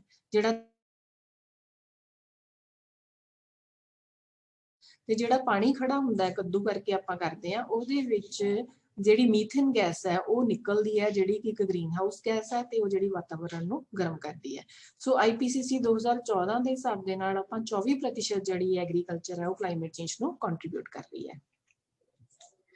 ਤੇ ਜੇ ਆਪਾਂ ਕਾਰਬਨ ਡਾਈਆਕਸਾਈਡ ਦੀ ਗੱਲ ਕਰੀਏ ਕਿ ਇਹ ਕਿੰਨਾ ਕੁ ਕਾਰਬਨ ਡਾਈਆਕਸਾਈਡ ਨਿਕਲਦਾ, ਤਾਂ 1 ਲੀਟਰ ਡੀਜ਼ਲ ਦੇ ਵਿੱਚੋਂ 2640 ਗ੍ਰਾਮ ਕਾਰਬਨ ਡਾਈਆਕਸਾਈਡ ਪ੍ਰੋਡਿਊਸ ਹੁੰਦਾ ਹੈ। 1 ਲੀਟਰ ਪੈਟਰੋਲ ਦੇ ਵਿੱਚ 2392, 1 ਲੀਟਰ LPG ਦੇ ਵਿੱਚ 1665 ਤੇ 1 ਲੀਟਰ CNG ਦੇ ਵਿੱਚ 2200 ਤੋਂ ਲੈ ਕੇ 2600 ਗ੍ਰਾਮ ਤੱਕ। ਸੋ ਜਿਹੜਾ ਆਪਾਂ ਕਹਿ ਸਕਦੇ ਹਾਂ ਕਿ ਫਿਰ ਵੀ ਇਹ ਥੋੜਾ ਕੰਪੈਰੀਟਿਵਲੀ ਮਤਲਬ ਅੱਛਾ ਹੈ CNG ਵਾਲਾ ਜਿਹੜਾ ਹੈਗਾ ਐਜ਼ ਕੰਪੇਅਰ ਟੂ ਡੀਜ਼ਲ ਤੇ ਪੈਟਰੋਲ। ਤੇ ਜੇ ਆਪਾਂ ਆਉਣ ਵਾਲੇ ਦਹਾਕਿਆਂ ਦੀ ਗੱਲ ਕਰੀਏ ਤਾਂ ਜਿਹੜੀ ਕਾਰਬਨ ਡਾਈਆਕਸਾਈਡ ਜਿਸ ਹਿਸਾਬ ਨਾਲ ਰਿਲੀਜ਼ ਹੋ ਰਹੀ ਹੈ ਉਹ ਆਪਾਂ ਨੂੰ ਹੁਣ ਜਿਹੜੀ ਉਹਦੀ ਪ੍ਰੈਜ਼ੈਂਟ ਸਿਚੁਏਸ਼ਨ ਹੈਗੀ ਆ ਉਹ 400 ਤੱਕ ਹੈ। ਤੇ ਜੇ ਆਪਾਂ ਆਉਣ ਵਾਲੀ ਅਗਾਂਹ ਜਿਹੜੀ ਅਗਲੀ ਸੈਂਚੁਰੀ ਦੀ ਗੱਲ ਕਰੀਏ, ਅਗਲੀ ਸਦੀ ਦੀ ਗੱਲ ਕਰੀਏ, ਤਾਂ ਉਹ ਤੁਸੀਂ ਦੇਖ ਸਕਦੇ ਹੋ ਕਿ 450 ਜਾਂ 550 ਤੋਂ ਲੈ ਕੇ 1000 ਤੱਕ ਜਾਂ 1099 ppm ਤੱਕ ਪਹੁੰਚ ਸਕਦੀ ਹੈ। ਸੋ 400 ਤੇ ਆਪਾਂ ਖੜੇ ਆ, ਤੇ ਜੇ ਆਪਾਂ ਇਸ ਤਰ੍ਹਾਂ ਹੀ ਇਹ ਚੱਲਦੀ ਰਹੀ ਤਾਂ ਤੁਸੀਂ ਦੇਖੋਗੇ ਡਬਲ ਤੋਂ ਵੀ ਜ਼ਿਆਦਾ ਹੋਣ ਤੇ ਸੰਭਾਵਨਾ ਹੈਗੀ ਹੈ। ਇਹ ਆਪਾਂ ਫਿਊਚਰ ਦਾ ਹਿਸਾਬ ਲਾ ਰਹੇ ਹਾਂ, ਕਿਉਂਕਿ ਜਿਹੜੇ ਸਾਇੰਟਿਸਟ ਇਹਨਾਂ ਚੀਜ਼ਾਂ ਤੇ ਕੰਮ ਕਰਦੇ ਆ ਉਹ ਦੇਖ ਰਹੇ ਨੇ ਕਿ ਜੇ ਇਸ ਸਪੀਡ ਨਾਲ ਹੀ ਕਾਰਬਨ ਡਾਈਆਕਸਾਈਡ ਰਿਲੀਜ਼ ਹੁੰਦੀ ਰਹੀ ਤਾਂ ਅਸੀਂ ਕਿੱਥੇ ਤੱਕ ਪਹੁੰਚ ਸਕਦੇ ਹਾਂ। ਕੁਝ ਜਿਹੜੀਆਂ ਚੇਂਜਸ ਨੇ ਅਸੀਂ ਲੁਧਿਆਣੇ ਦਾ ਜਿਹੜਾ ਡਾਟਾ ਉੱਤੋਂ ਵੀ ਦੇਖੀਆਂ ਨੇ। ਬਾਕੀ ਜੇ ਆਪਾਂ ਪੰਜਾਬ ਦੀ ਗੱਲ ਕਰਦੇ ਹਾਂ ਤਾਂ ਜੇ ਅਸੀਂ 1985 ਤੋਂ 90 ਦੀ ਗੱਲ ਕਰੀਏ ਤਾਂ ਉਦੋਂ ਸਾਡੇ ਕੋਲੇ ਜਿਹੜਾ ਟੈਂਪਰੇਚਰ ਹੁੰਦਾ ਸੀ, ਦਿਨ ਦਾ ਤਾਪਮਾਨ ਜਿਹਨੂੰ ਆਪਾਂ ਮੈਕਸਿਮਮ ਟੈਂਪਰੇਚਰ ਕਹਿੰਦੇ ਆ, ਉਹਦੀਆਂ 3 ਕੈਟਾਗਰੀਜ਼ ਹੁੰਦੀਆਂ ਸੀਗੀਆਂ ਕਿ ਕੁਝ ਜਿਹੜੇ ਆਪਣਾ ਉੱਪਰ ਵਾਲਾ ਹਿੱਸਾ ਜਿਹਨੂੰ ਆਪਾਂ ਕਹਿ ਦਿੰਦੇ ਆ ਕਿ ਨੀਮ ਪਹਾੜੀ ਇਲਾਕੇ ਹੈਗੇ ਆ, ਉੱਥੇ ਜਿਹੜਾ ਤਾਪਮਾਨ ਹੈ 29 ਡਿਗਰੀ ਜਾਂ 29.5 ਡਿਗਰੀ ਜਾਂ 30 ਵੱਧ ਤੋਂ ਵੱਧ ਇਸ ਕੈਟਾਗਰੀ ਚ ਆਉਂਦਾ ਸੀਗਾ। ਤੇ ਜਿਹੜਾ ਸੈਂਟਰ ਵਾਲਾ ਰੀਜਨ ਹੈ, ਜਿਹੜਾ ਆਪਾਂ ਕਹਿ ਦਿੰਦੇ ਆ ਕਿ ਕੇਂਦਰੀ ਮੈਦਾਨੀ ਇਲਾਕੇ ਨੇ, ਉੱਥੇ ਜਿਹੜਾ ਤਾਪਮਾਨ ਪੱਛਮੀ ਇਲਾਕੇ ਨੇ ਉੱਥੇ 32 ਡਿਗਰੀ ਤੱਕ ਟੈਂਪਰੇਚਰ ਸੀਗਾ। ਸੋ ਪਰ ਹੁਣ ਜਦੋਂ ਆਪਾਂ ਗੱਲ ਕਰਦੇ ਹੈਗੇ ਆ 2000 ਤੋਂ ਬਾਅਦ ਦੀ 2010, 2015, 20, ਹੁਣ ਸਾਡੇ ਕੋਲੇ ਸਿਰਫ 2 ਕੈਟਾਗਰੀ ਰਹਿ ਗਈਆਂ ਨੇ। ਜਿਹੜਾ ਤਾਂ ਸਾਡੇ ਕੋਲ 29 ਡਿਗਰੀ ਤੋਂ 29.5 ਵਾਲਾ ਏਰੀਆ ਸੀਗਾ ਉਹ ਤਾਂ ਬਿਲਕੁਲ ਖਤਮ ਹੋ ਗਿਆ, ਮਤਲਬ ਕਿ ਉਹ ਵੀ ਜਿਹੜਾ ਉਹ ਗਰਮ ਹੋ ਗਿਆ ਇਲਾਕਾ। ਤੇ ਜਿਹੜਾ 31 ਤੋਂ 32 ਵਾਲਾ ਸੀ ਉਹ ਵੀ ਖਤਮ ਹੋ ਗਿਆ, ਤਾਂ ਸਾਡੇ ਕੋਲ 31 ਤੋਂ 31.5 ਵਾਲਾ ਰਹਿ ਗਿਆ। ਮਤਲਬ ਇੰਨੀਆਂ ਚੇਂਜਸ ਆਈਆਂ ਨੇ ਕਿ ਜਿੱਥੇ ਆਪਾਂ ਕਹਿੰਦੇ ਸੀਗੇ ਕਿ ਜਿਹੜਾ ਬਠਿੰਡਾ, ਮਾਨਸਾ, ਮੁਕਤਸਰ ਵਾਲਾ ਏਰੀਆ ਇੱਥੇ ਨਰਮਾ ਹੁੰਦਾ ਸੀ ਪਹਿਲਾਂ, ਕਿਉਂਕਿ ਟੈਂਪਰੇਚਰ ਹਾਈ ਹੁੰਦਾ ਸੀ, ਰੇਤਲੇ ਵਾਹਣ ਹੁੰਦੇ ਸੀਗੇ, ਤਾਂ ਉਹਨਾਂ ਦੇ ਵਿੱਚ ਉਹ ਨਰਮਾ ਬਹੁਤ ਵਧੀਆ ਹੋ ਜਾਂਦਾ ਸੀ। ਉਹ ਵੀ ਹੁਣ ਝੋਨੇ ਦੇ ਹੇਠਾਂ ਹੌਲੀ ਹੌਲੀ ਆ ਰਿਹਾ ਆ, ਜਿਹਦੇ ਕਰਕੇ ਤਾਪਮਾਨ ਵੀ ਉੱਥੇ ਘਟ ਗਿਆ ਔਰ ਸਾਡਾ ਪਾਣੀ ਜਿਹੜਾ ਆ ਉਹ ਵੀ ਘਟ ਰਿਹਾ, ਜਿਹੜਾ ਦਿਨੋਂ ਦਿਨ ਜਿਹੜਾ ਧਰਤੀ ਹੇਠਲਾ ਪਾਣੀ ਹੈ।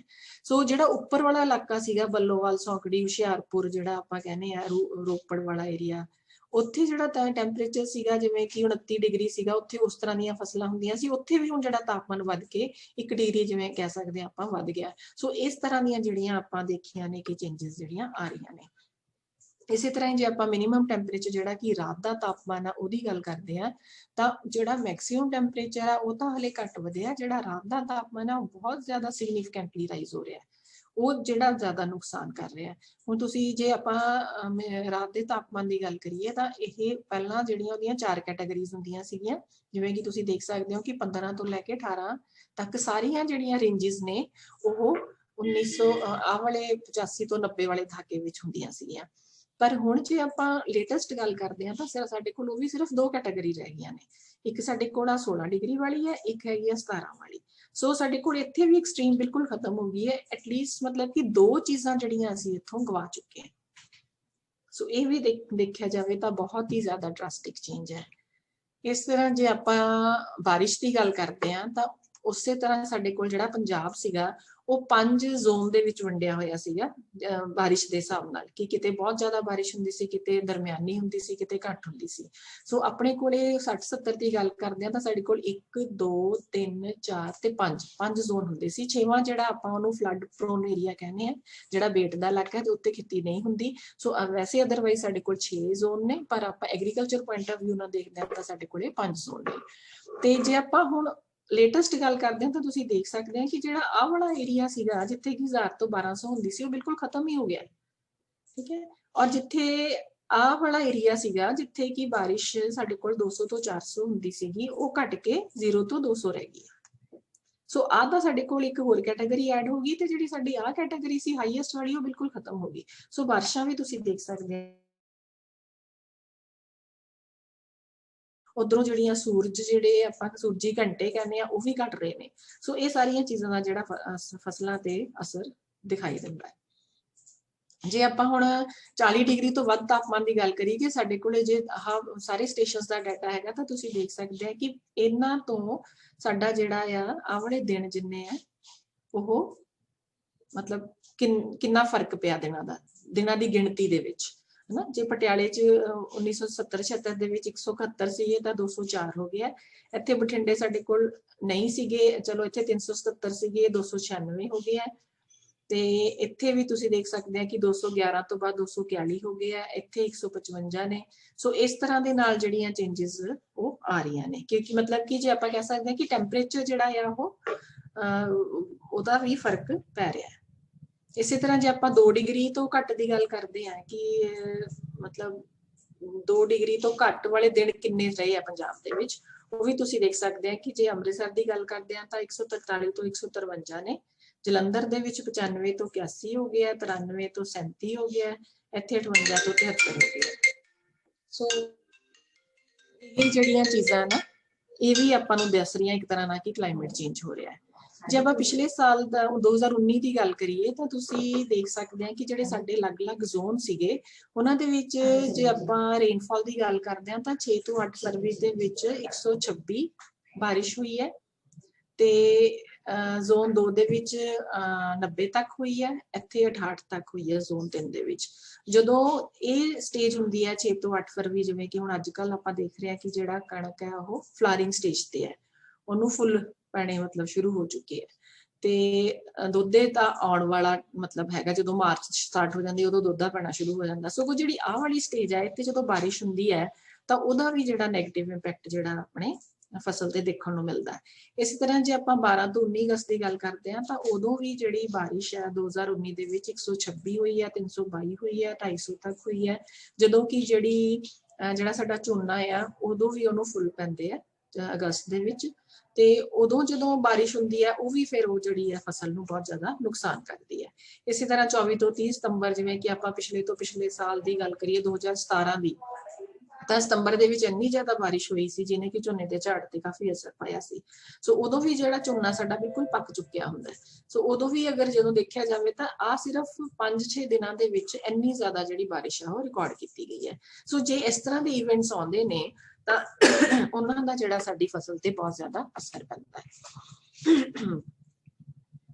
ਇਹ ਜੇ ਆਪਾਂ ਮੀਂਹ ਦੇ ਦਿਨਾਂ ਦੀ ਗੱਲ ਕਰਦੇ ਹਾਂ ਤਾਂ ਉਹ ਵੀ ਆਪਾਂ ਦੇਖ ਸਕਦੇ ਹਾਂ ਕਿ ਕਾਫੀ ਘਟੇ ਨੇ। ਜੇ ਆਪਾਂ 70 ਤੋਂ ਲੈ ਕੇ 2010 ਦਾ ਕੰਪੈਰੀਜ਼ਨ ਕਰਦੇ ਹਾਂ ਤਾਂ ਜੇ ਸਾਡੇ ਕੋਲ ਇੱਥੇ ਅੰਮ੍ਰਿਤਸਰ 388 ਸੀ ਤੇ 347 ਹੋ ਗਏ, 415 ਸੀ ਤੇ 397 ਆ, ਇੱਥੇ 63 ਤੇ 71 ਹੈ, ਇੱਥੇ 62 ਤੇ 23 ਹੈ। ਇੱਥੇ 268 ਹੈ, 245 ਹੈ। ਮਤਲਬ ਇਹ ਦੱਸਣ ਦਾ ਇਹ ਮਤਲਬ ਹੈ ਕਿ ਜੇ ਬਾਰਿਸ਼ ਘਟ ਰਹੀ ਹੈ ਤਾਂ ਜਿਹੜੇ ਮੀਂਹ ਦੇ ਦਿਨ ਨੇ ਉਹ ਵੀ ਘਟ ਰਹੇ ਨੇ। ਮੀਂਹ ਦਾ ਦਿਨ ਅਸੀਂ ਉਹਨੂੰ ਕੰਸੀਡਰ ਕਰਦੇ ਹਾਂ ਜੇ 2.5 ਮਿਲੀਮੀਟਰ ਬਾਰਿਸ਼ ਇੱਕ ਦਿਨ ਚ ਹੋ ਜੇ ਤਾਂ ਉਹ ਇੱਕ ਮੀਂਹ ਦਾ ਦਿਨ ਗਿਣਿਆ ਜਾਂਦਾ ਹੈ। ਸੋ ਜੇ ਹੁਣ ਸਾਡੇ ਕੋਲੇ ਜਿਵੇਂ 400 ਮਿਲੀਮੀਟਰ ਬਾਰਿਸ਼ ਇੱਕ ਦਿਨ ਚ ਹੀ ਹੋ ਜਾਂਦੀ ਹੈ ਤਾਂ ਉਹ ਜਿਹੜੀ ਬਾਰਿਸ਼ ਹੈ 2 ਮਹੀਨਿਆਂ ਚ ਹੋਣੀ ਚਾਹੀਦੀ ਹੈ, ਉਹ ਇੱਕ ਦਿਨ ਚ ਹੋ ਜਾਂਦੀ ਹੈ, ਜਿਹਦਾ ਕਿ ਕੋਈ ਫਾਇਦਾ ਨਹੀਂ ਹੈ। ਉਹ ਜਿਹੜੀ ਬਾਰਿਸ਼ ਹੈਗੀ ਹੈ 400 ਮਿਲੀਮੀਟਰ, ਉਹ ਸਾਰੀ ਜਿਹੜੀ ਹੈ ਉਹ ਡਰੇਨੇਜ ਚਲੀ ਜਾਂਦੀ ਹੈ। ਉਹਦਾ ਸਾਨੂੰ ਨਾ ਤਾਂ ਉਹਦੇ ਨਾਲ ਸਾਡਾ ਜਿਹੜਾ ਧਰਤੀ ਹੇਠਲਾ ਪਾਣੀ ਹੈ ਉਹਦੀ ਪੂਰਤੀ ਹੁੰਦੀ ਹੈ, ਨਾ ਹੀ ਫਸਲਾਂ ਨੂੰ ਕੋਈ ਫਾਇਦਾ ਹੁੰਦਾ, ਸਗੋਂ ਨੁਕਸਾਨ ਹੀ ਹੁੰਦਾ ਹੈ। ਸੋ ਉਹੀ ਜੇ ਬਾਰਿਸ਼ ਆਪਣੀ ਪ੍ਰੋਪਰ ਡਿਸਟ੍ਰੀਬਿਊਸ਼ਨ ਹੋਵੇ ਕਿ ਜੇ 400 ਮਿਲੀਮੀਟਰ ਜਿਹੜੀ ਬਾਰਿਸ਼ ਹੈਗੀ ਆ ਉਹ 5-6 ਦਿਨਾਂ ਦੇ ਵਿੱਚ ਹੋਣੀ ਹੈ ਤਾਂ ਉਹ ਪਾਣੀ ਜਿਹੜਾ ਉਹ ਸਾਡੀ ਫਸਲ ਲਈ ਵੀ ਲਾਹੇਵੰਦ ਹੈ, ਤੇ ਜਿਹੜਾ ਥੱਲੇ ਜਿਹੜਾ ਧਰਤੀ ਹੇਠਲਾ ਪਾਣੀ ਹੈ ਉਹਦਾ ਵੀ ਰੀਚਾਰਜ ਹੋਣਾ ਸ਼ੁਰੂ ਹੋ ਜਾਂਦਾ ਹੈ, ਕਿਉਂਕਿ ਹੌਲੀ ਹੌਲੀ ਜਦੋਂ ਪਾਣੀ ਸਿੰਮਦਾ ਹੈ ਤਾਂ ਜਿਹੜਾ ਧਰਤੀ ਹੇਠਲਾ ਪਾਣੀ ਉਹਦਾ ਲੈਵਲ ਹਾਈ ਹੋਣਾ ਸ਼ੁਰੂ ਹੋ ਜਾਂਦਾ ਹੈ। ਸੋ ਇਸ ਤਰ੍ਹਾਂ ਦੀਆਂ ਜਿਹੜੀਆਂ ਚੀਜ਼ਾਂ ਨੇ ਕਾਫੀ ਆਬਜ਼ਰਵ ਕੀਤੀਆਂ ਜਾ ਰਹੀਆਂ ਨੇ। ਬਾਕੀ ਜੇ ਆਪਾਂ ਐਕਸਟ੍ਰੀਮ ਵੈਦਰ ਜਿਹਨੂੰ ਆਪਾਂ ਕਹਿੰਦੇ ਅਤ ਘਟਨਾਵਾਂ ਉਹਨਾਂ ਦੀ ਗੱਲ ਕਰੀਏ ਤਾਂ ਜਿਵੇਂ ਕਿ ਹੁਣ ਤਾਂ ਆਪਣੇ ਕੋਲ ਵੈਸੇ ਵੀ ਪਹਿਲਾਂ ਅਸੀਂ ਦੇਖਿਆ ਸੀ 2011 ਦੇ ਵਿੱਚ ਸਨੋਫਾਲ ਹੋਈ ਸੀ ਪਠਾਨਕੋਟ ਦੇ ਵਿੱਚ। ਹੁਣ ਆਪਾਂ ਪਿੱਛੇ ਜੇ ਦੇਖਿਆ ਥੋੜੇ ਸਾਲਾਂ ਦੇ ਵਿੱਚ ਸੰਗਰੂਰ ਦੇ ਵਿੱਚ ਵੀ ਜਿਹੜੀ ਬਰਫ਼ ਹੈ ਉਹ ਲੋਕਾਂ ਨੇ ਦੇਖੀ ਹੈ ਕਿ ਸਨੋਫਾਲ ਹੋਈ ਹੈ, ਉੱਥੇ ਗੜੇ ਹੀ ਇਸ ਇੰਨੇ ਸਾਈਜ਼ ਦੇ ਪੈਂਦੇ ਆ ਜਾਂ ਜਿਸ ਤਰ੍ਹਾਂ ਕਿ ਬਰਫ਼ ਵਾਂਗੂ ਇੱਕ ਥਾਂ ਤੇ ਪੂਰੀ ਲੇਅਰ ਹੀ ਬਣ ਜਾਂਦੀ ਹੈ। ਸੋ ਇਹ ਕਿੰਨੀਆਂ ਜ਼ਿਆਦਾ ਅਜੀਬ ਚੀਜ਼ਾਂ ਨੇ ਜਿਹੜੀਆਂ ਕਿ ਆਪਾਂ ਦੇਖਦੇ ਹਾਂ ਕਿ ਪਹਾੜਾਂ ਤੇ ਹੁੰਦੀਆਂ ਸੀ ਜਿਹੜੀਆਂ ਚੀਜ਼ਾਂ, ਉਹ ਹੁਣ ਜਿਹੜੇ ਪਲੇਨ ਇਲਾਕੇ ਨੇ, ਮੈਦਾਨੀ ਇਲਾਕੇ, ਉਹਨਾਂ ਤੇ ਵੀ ਹੋਣੀ ਸ਼ੁਰੂ ਹੋ ਗਈ ਹੈ। ਹੁਣ ਜਿਹੜੀ ਮੈਂ 400 mm ਦੀ ਗੱਲ ਕਰਦੀ ਹਾਂ, ਸਾਡੇ ਕੋਲ 12 ਅਗਸਤ ਦੇ ਵਿੱਚ ਲੁਧਿਆਣੇ ਇੱਕ ਦਿਨ ਦੇ ਵਿੱਚ 400 ਮਿਲੀਮੀਟਰ ਬਾਰਿਸ਼ ਹੋਈ ਸੀ, ਜਿਹੜੀ ਕਿ ਇੱਕ ਰਿਕਾਰਡ ਹੈ। 400 ਮਿਲੀਮੀਟਰ ਬਾਰਿਸ਼ ਇੱਕ ਦਿਨ ਦੇ ਵਿੱਚ ਹੋਣਾ ਜਿਹੜਾ ਉਹ ਦੇਖਿਆ ਜਾਵੇ ਬਹੁਤ ਜ਼ਿਆਦਾ ਨੁਕਸਾਨਦੇਹ ਹੈ, ਜਿਹਦੇ ਨਾਲ ਕਿ ਸਾਰਾ ਜਿਹੜਾ ਅਸਤ ਵਿਅਸਤ ਹੋ ਜਾਂਦਾ ਜਨਜੀਵਨ। ਇਸੇ ਤਰ੍ਹਾਂ ਹੀ 2012 ਦੀ ਗੱਲ ਕਰਦੇ ਹਾਂ ਤਾਂ ਬਿਲੋ ਨਾਰਮਲ ਟੈਂਪਰੇਚਰ ਸੀਗਾ, below normal minimum temperature in February as compare to January. ਹੁਣ ਆਪਾਂ ਦੇਖਦੇ ਹਾਂ ਕਿ ਜਨਵਰੀ ਦਾ ਜਿਹੜਾ ਮਹੀਨਾ ਉਹ ਬਹੁਤ ਜ਼ਿਆਦਾ ਠੰਡਾ ਹੁੰਦਾ ਹੈ, ਪਰ 2012 ਦੇ ਵਿੱਚ ਇਸ ਤਰ੍ਹਾਂ ਹੋਇਆ ਕਿ ਫਰਵਰੀ ਦੇ ਵਿੱਚ ਇੰਨੀ ਜ਼ਿਆਦਾ ਠੰਡ ਪਈ ਜਿਹੜੀ ਕਿ ਜਨਵਰੀ ਨਾਲੋਂ ਵੀ ਜ਼ਿਆਦਾ ਸੀਗੀ। ਸੋ ਆਪਾਂ ਕਹਿ ਸਕਦੇ ਹਾਂ ਕਿ ਇਹ ਵੀ ਇੱਕ ਤਰ੍ਹਾਂ ਦੀ ਬਹੁਤ ਵੱਡੀ ਚੇਂਜ ਹੈ। ਨਾ ਉਹ -0.4 ਡਿਗਰੀ ਚਲਾ ਗਿਆ ਮਾਈਨਸ ਦੇ ਵਿੱਚ। ਹਾਲਾਂਕਿ ਬਠਿੰਡਾ ਜਿਹੜਾ ਆ ਆਪਾਂ ਕਹਿ ਸਕਦੇ ਹਾਂ ਲੁਧਿਆਣੇ ਦੇ ਨਾਲੋਂ ਘੱਟ ਠੰਡਾ ਹੁੰਦਾ ਹੈ। ਲੁਧਿਆਣਾ ਜਿਹੜਾ ਜ਼ਿਆਦਾ ਠੰਡਾ ਹੁੰਦਾ ਜਾਂ ਅੰਮ੍ਰਿਤਸਰ ਜ਼ਿਆਦਾ ਠੰਡਾ ਹੁੰਦਾ, ਬਠਿੰਡਾ ਜਿਹੜਾ ਨਹੀਂ ਹੁੰਦਾ। ਪਰ ਬਠਿੰਡੇ ਵੀ ਜਿਹੜਾ ਮਾਈਨਸ ਦੇ ਵਿੱਚ ਟੈਂਪਰੇਚਰ ਜਾਣਾ ਤੁਸੀਂ ਦੇਖ ਸਕਦੇ ਆ ਕਿ ਕਿੰਨੀ ਵੱਡੀ ਇੱਕ ਚੇਂਜ ਹੈ। ਇਸੇ ਤਰ੍ਹਾਂ ਹੀ 2012 ਦੇ ਵਿੱਚ prolonged winters as compare to last year. 2012 ਦੇ ਵਿੱਚ ਉਸ ਤੋਂ ਬਾਅਦ ਹੁਣ ਆਪਾਂ ਦੇਖਦੇ ਹਾਂ ਕਿ ਪਿਛਲੇ ਸਾਲ ਵੀ ਕਣਕ ਦਾ ਝਾੜ ਜਿਹੜਾ 2020 ਦੇ ਵਿੱਚ 19 ਦੇ ਵਿੱਚ ਬਹੁਤ ਵਧੀਆ ਝਾੜ ਰਹੇ ਆ ਕਣਕ ਦੇ, ਕਿਉਂਕਿ ਜਿਹੜੀਆਂ ਸਰਦੀਆਂ ਨੇ ਉਹ ਥੋੜੀਆਂ ਜਿਹੀਆਂ ਲੰਬੀਆਂ ਹੋ ਗਈਆਂ। ਪਹਿਲਾਂ ਜਿਹੜੀਆਂ ਪਿਛਲੇ ਕਈ ਸਾਲਾਂ ਦੇ ਵਿੱਚ ਇਸ ਤਰ੍ਹਾਂ ਹੋ ਰਿਹਾ ਸੀ 2014-15 ਦੇ ਵਿੱਚ ਕਿ ਜਿਹੜੀ ਪਹਿਲਾਂ ਤਾਂ ਦਸੰਬਰ ਬਹੁਤ ਜ਼ਿਆਦਾ ਧੁੱਪਾਂ ਰਹਿੰਦੀਆਂ ਸੀ, ਟੈਂਪਰੇਚਰ ਹਾਈ ਰਹਿੰਦਾ ਸੀ, ਫਿਰ ਮਾਰਚ ਦੇ ਵਿੱਚ ਵੀ ਇੱਕਦਮ ਠੰਡ ਖਤਮ ਹੋ ਜਾਂਦੀ ਸੀ ਤੇ ਟੈਂਪਰੇਚਰ ਰਾਈਜ਼ ਕਰਨਾ ਸ਼ੁਰੂ ਕਰ ਦਿੰਦਾ ਸੀ, ਜਿਹਦੇ ਨਾਲ ਕਿ ਸਾਡਾ ਕਣਕ ਦਾ ਝਾੜ ਕਾਫੀ ਨੁਕਸਾਨ ਹੁੰਦਾ ਸੀ। ਪਰ ਹੁਣ ਜਿਹੜਾ ਆਪਾਂ ਪਿਛਲੇ 2 ਸਾਲਾਂ ਤੋਂ ਦੇਖ ਰਹੇ ਹਾਂ ਕਿ ਜਿਹੜੀ ਮਾਰਚ ਵੀ ਠੰਡਾ ਹੁੰਦਾ, ਈਵਨ ਕਈ ਵਾਰੀ ਅਪ੍ਰੈਲ ਦੇ ਵਿੱਚ ਵੀ ਸਵੈਟਰਾਂ ਲੋਕੀ ਪਾਈ ਫਿਰਦੇ ਆ। ਸੋ ਉਹ ਜਿਹੜਾ ਟੈਂਪਰੇਚਰ ਹੈ ਉਹ ਸਾਡੀ ਕਣਕ ਦੀ ਫਸਲ ਲਈ ਬਹੁਤ ਜ਼ਿਆਦਾ ਲਾਹੇਵੰਦ ਹੈ, ਕਿਉਂਕਿ ਜਦੋਂ ਮਤਲਬ ਦਾਣਾ ਪੈ ਚੁੱਕਾ ਹੁੰਦਾ, ਜਦੋਂ ਦਾਣਾ ਹੌਲੀ ਹੌਲੀ ਬਣ ਕੇ ਪੱਕਦਾ ਹੈ ਤਾਂ ਉਹਦੇ ਨਾਲ ਉਹ ਦਾਣਾ ਮੋਟਾ ਵੀ ਹੁੰਦਾ ਤੇ ਝਾੜ ਵੀ ਵੱਧ ਜਾਂਦਾ। ਪਰ ਜਦੋਂ ਇੱਕਦਮ ਟੈਂਪਰੇਚਰ ਵੱਧ ਜਾਂਦਾ ਤੇ ਝਾੜ ਜਿਹੜਾ ਉਹ ਦਾਣਾ ਸੁੱਕ ਜਾਂਦਾ ਤੇ ਝਾੜ ਉਹ ਘਟ ਜਾਂਦਾ। ਸੋ ਇਸ ਤਰ੍ਹਾਂ ਦੀਆਂ ਜਿਹੜੀਆਂ ਚੇਂਜਸ ਨੇ ਉਹ ਵੀ ਇਸ ਤਰ੍ਹਾਂ ਹੀ ਆਪਾਂ ਕਹਿ ਸਕਦੇ ਹਾਂ ਕਿ ਜਿਹੜਾ ਮੌਸਮ ਹੈ ਉਹਦਾ ਖੇਤੀਬਾੜੀ ਦੇ ਨਾਲ ਸਿੱਧਾ ਅਸਰ ਹੈ। ਇਸੇ ਤਰ੍ਹਾਂ ਹੀ ਜੂਨ ਜੇ ਆਪਾਂ ਮੌਨਸੂਨ ਦੀ ਗੱਲ ਕਰਦੇ ਹਾਂ ਤਾਂ ਸਾਡੇ ਕੋਲ ਮੌਨਸੂਨ ਦੇ 4 ਮਹੀਨੇ ਹੁੰਦੇ ਆ, ਜੂਨ, ਜੁਲਾਈ, ਅਗਸਤ, ਸਤੰਬਰ। ਪਰ ਕਈ ਵਾਰੀ ਇਸ ਤਰ੍ਹਾਂ ਹੁੰਦਾ ਹੈ ਕਿ ਜੂਨ ਦੇ ਵਿੱਚ ਬਾਰਿਸ਼ ਬਿਲਕੁਲ ਹੀ ਨਹੀਂ ਹੁੰਦੀ, ਜਿਸ ਤਰ੍ਹਾਂ ਕਿ 2012 ਦੇ ਵਿੱਚ ਬਿਲਕੁਲ ਕੋਈ ਵੀ ਰੇਨੀ ਡੇ ਨਹੀਂ ਰਿਹਾ ਜੂਨ ਦੇ ਵਿੱਚ, ਜਿਹੜਾ ਕਿ ਇੱਕ ਤਰ੍ਹਾਂ ਨਾਲ ਆਪਣੇ ਆਪ ਦੇ ਵਿੱਚ ਬਹੁਤ ਵੱਡਾ ਸੰਕੇਤ ਹੈ ਕਿ ਜੂਨ ਬਿਲਕੁਲ ਸੁੱਕਾ ਲੰਘ ਗਿਆ ਤਾਂ ਉਹਦੇ ਨਾਲ ਜਿਹੜੀ ਮੌਨਸੂਨ ਦੀ ਬਾਰਿਸ਼ ਆ ਉਹ ਕਾਫੀ ਘਟ ਗਈ। ਇਸੇ ਤਰ੍ਹਾਂ ਹੀ ਜੂਨ, ਜੁਲਾਈ 2012 ਦੇ ਵਿੱਚ more rainfall at Bathinda as compare to Ludhiana. ਜੇ ਹੁਣ ਆਪਾਂ ਪਿੱਛੇ ਦੇਖਿਆ ਕਿ ਜਿਹੜਾ ਬਠਿੰਡੇ ਦੀ ਬਾਰਿਸ਼ ਹੈ ਉਹ 0 ਤੋਂ 200 ਮਿਲੀਮੀਟਰ ਦੇ ਵਿਚਕਾਰ ਹੁੰਦੀ ਹੈ, ਤੇ ਜਿਹੜੀ ਲੁਧਿਆਣੇ ਦੀ ਬਾਰਿਸ਼ ਹੈ ਉਹ 600 ਤੋਂ 700 ਦੇ ਵਿੱਚ ਹੁੰਦੀ ਹੈ। 700 ਤੋਂ 800 ਤੱਕ ਵੀ ਕਈ ਵਾਰੀ ਆਪਾਂ ਦੇਖ ਲੈਂਦੇ ਹਾਂ। ਪਰ ਇੱਕ ਸਾਲ ਇਹੋ ਜਿਹਾ ਆਇਆ ਜਿਹਦੇ ਵਿੱਚ ਕਿ ਜਿਹੜੀ ਬਾਰਿਸ਼ ਸੀਗੀ ਬਠਿੰਡੇ ਉਹ ਲੁਧਿਆਣੇ ਤੋਂ ਜ਼ਿਆਦਾ ਹੋਈ ਹੈ। ਸੋ ਇਸ ਤਰ੍ਹਾਂ ਦੀ ਕਈ ਆਪਾਂ ਦੇਖ ਸਕਦੇ ਹਾਂ ਸੰਕੇਤ ਨੇ ਜਿਹੜੀ ਆ ਦੱਸ ਰਹੇ ਆ ਕਿ ਜਿਹੜਾ ਪੰਜਾਬ ਦੇ ਵਿੱਚ ਕਲਾਈਮੇਟ ਚੇਂਜ ਹੋ ਰਿਹਾ ਹੈ। ਸੋ ਜਿਸ ਤਰ੍ਹਾਂ ਕਿ ਆਪਾਂ ਕਣਕ ਦੀ ਗੱਲ ਕਰਦੇ ਹਾਂ, ਤਾਂ ਜੇ ਆਪਾਂ ਦੇਖੀਏ ਕਿ 2008 ਤੇ 9 ਦੇ ਵਿੱਚ ਔਰ 2003 ਤੇ 4 ਦੇ ਵਿੱਚ ਕਿ ਕਿਸ ਤਰ੍ਹਾਂ ਦੇ ਨਾਲ ਜਿਹੜਾ ਟੈਂਪਰੇਚਰ ਹੈ ਉਹ ਵੱਧ ਸੀਗਾ, ਜਿਹਨੇ ਸਾਡੇ ਕਣਕ ਦੇ ਝਾੜ ਨੂੰ ਅਸਰ ਕੀਤਾ। ਸੋ ਮੇਨਲੀ ਆਪਾਂ ਦੇਖ ਸਕਦੇ ਹਾਂ ਕਿ ਜਦੋਂ ਆਹ ਵਾਲਾ ਟਾਈਮ ਹੁੰਦਾ ਫਰਵਰੀ ਤੇ ਮਾਰਚ ਵਾਲਾ, ਇਹਦੇ ਨਾਲੋਂ ਇੱਕ ਸਾਡੇ ਕੋਲ ਹੁੰਦਾ ਨਾਰਮਲ ਟੈਂਪਰੇਚਰ, ਜਿਹਨੂੰ ਆਪਾਂ ਕਹਿੰਦੇ ਹਾਂ ਸਧਾਰਨ ਤਾਪਮਾਨ। ਤੇ ਸਧਾਰਨ ਤਾਪਮਾਨ ਨੂੰ ਜੇ ਆਪਾਂ ਦੇਖਦੇ ਹਾਂ, ਆਹ ਲਾਈਨ ਹੈ, ਤਾਂ ਜਿਹੜਾ 2003 ਤੇ 4 ਦੇ ਵਿੱਚ ਰਿਹਾ ਉਹ ਸਧਾਰਨ ਨਾਲੋਂ ਜ਼ਿਆਦਾ ਰਿਹਾ, ਜਿਹਦੇ ਕਰਕੇ ਸਾਡਾ ਜਿਹੜਾ ਝਾੜ ਹੈ ਕਣਕ ਦਾ ਘਟਿਆ। ਇਸੇ ਤਰ੍ਹਾਂ ਹੀ ਜੇ ਆਪਾਂ 11-12 ਦੀ ਜਾਂ 10-11 ਦੀ ਗੱਲ ਕਰਦੇ ਹਾਂ, ਤਾਂ ਇਹਦੇ ਵਿੱਚ ਤੁਸੀਂ ਦੇਖ ਸਕਦੇ ਹੋ ਸਧਾਰਨ ਨਾਲੋਂ ਜਿਹੜਾ ਤਾਪਮਾਨ ਉਹ ਘਟ ਰਿਹਾ, ਜਿਹਦੇ ਕਰਕੇ ਕਿ ਕਣਕ ਦਾ ਝਾੜ ਜਿਹੜਾ ਉਹ ਵਧੀਆ ਰਿਹਾ। ਇਹ ਸਾਡੇ ਕੋਲ ਸੀਗਾ ਜਿਹੜਾ ਦਿਨ ਦਾ ਤਾਪਮਾਨ ਹੈ, ਇਹ ਸਾਡੇ ਕੋਲ ਸੀਗਾ ਰਾਤ ਦਾ ਤਾਪਮਾਨ। ਸੋ ਇੱਥੇ ਤੁਸੀਂ ਦੇਖ ਸਕਦੇ ਆ ਰਾਤ ਦਾ ਤਾਪਮਾਨ ਵੀ ਨਾਰਮਲ ਨਾਲੋਂ ਜ਼ਿਆਦਾ ਰਿਹਾ, ਇੱਥੇ ਰਾਤ ਦਾ ਤਾਪਮਾਨ ਜਿਹੜਾ ਉਹ ਘਟ ਰਿਹਾ, ਤੇ ਦਿਨ ਦਾ ਤਾਪਮਾਨ ਵੀ ਘਟ ਰਿਹਾ ਸਧਾਰਨ ਨਾਲੋਂ। ਤੇ ਇਸ ਕਰਕੇ ਇਹਨਾਂ ਸਾਲਾਂ ਦੇ ਵਿੱਚ ਜਿਹੜੀ ਹੈ ਝਾੜ ਵਧੀਆ ਰਿਹਾ, ਔਰ ਇਹਨਾਂ ਸਾਲਾਂ ਦੇ ਵਿੱਚ ਜਿਹੜਾ ਕਣਕ ਦੇ ਝਾੜ ਤੇ ਬਹੁਤ ਜ਼ਿਆਦਾ ਅਸਰ ਹੋਇਆ।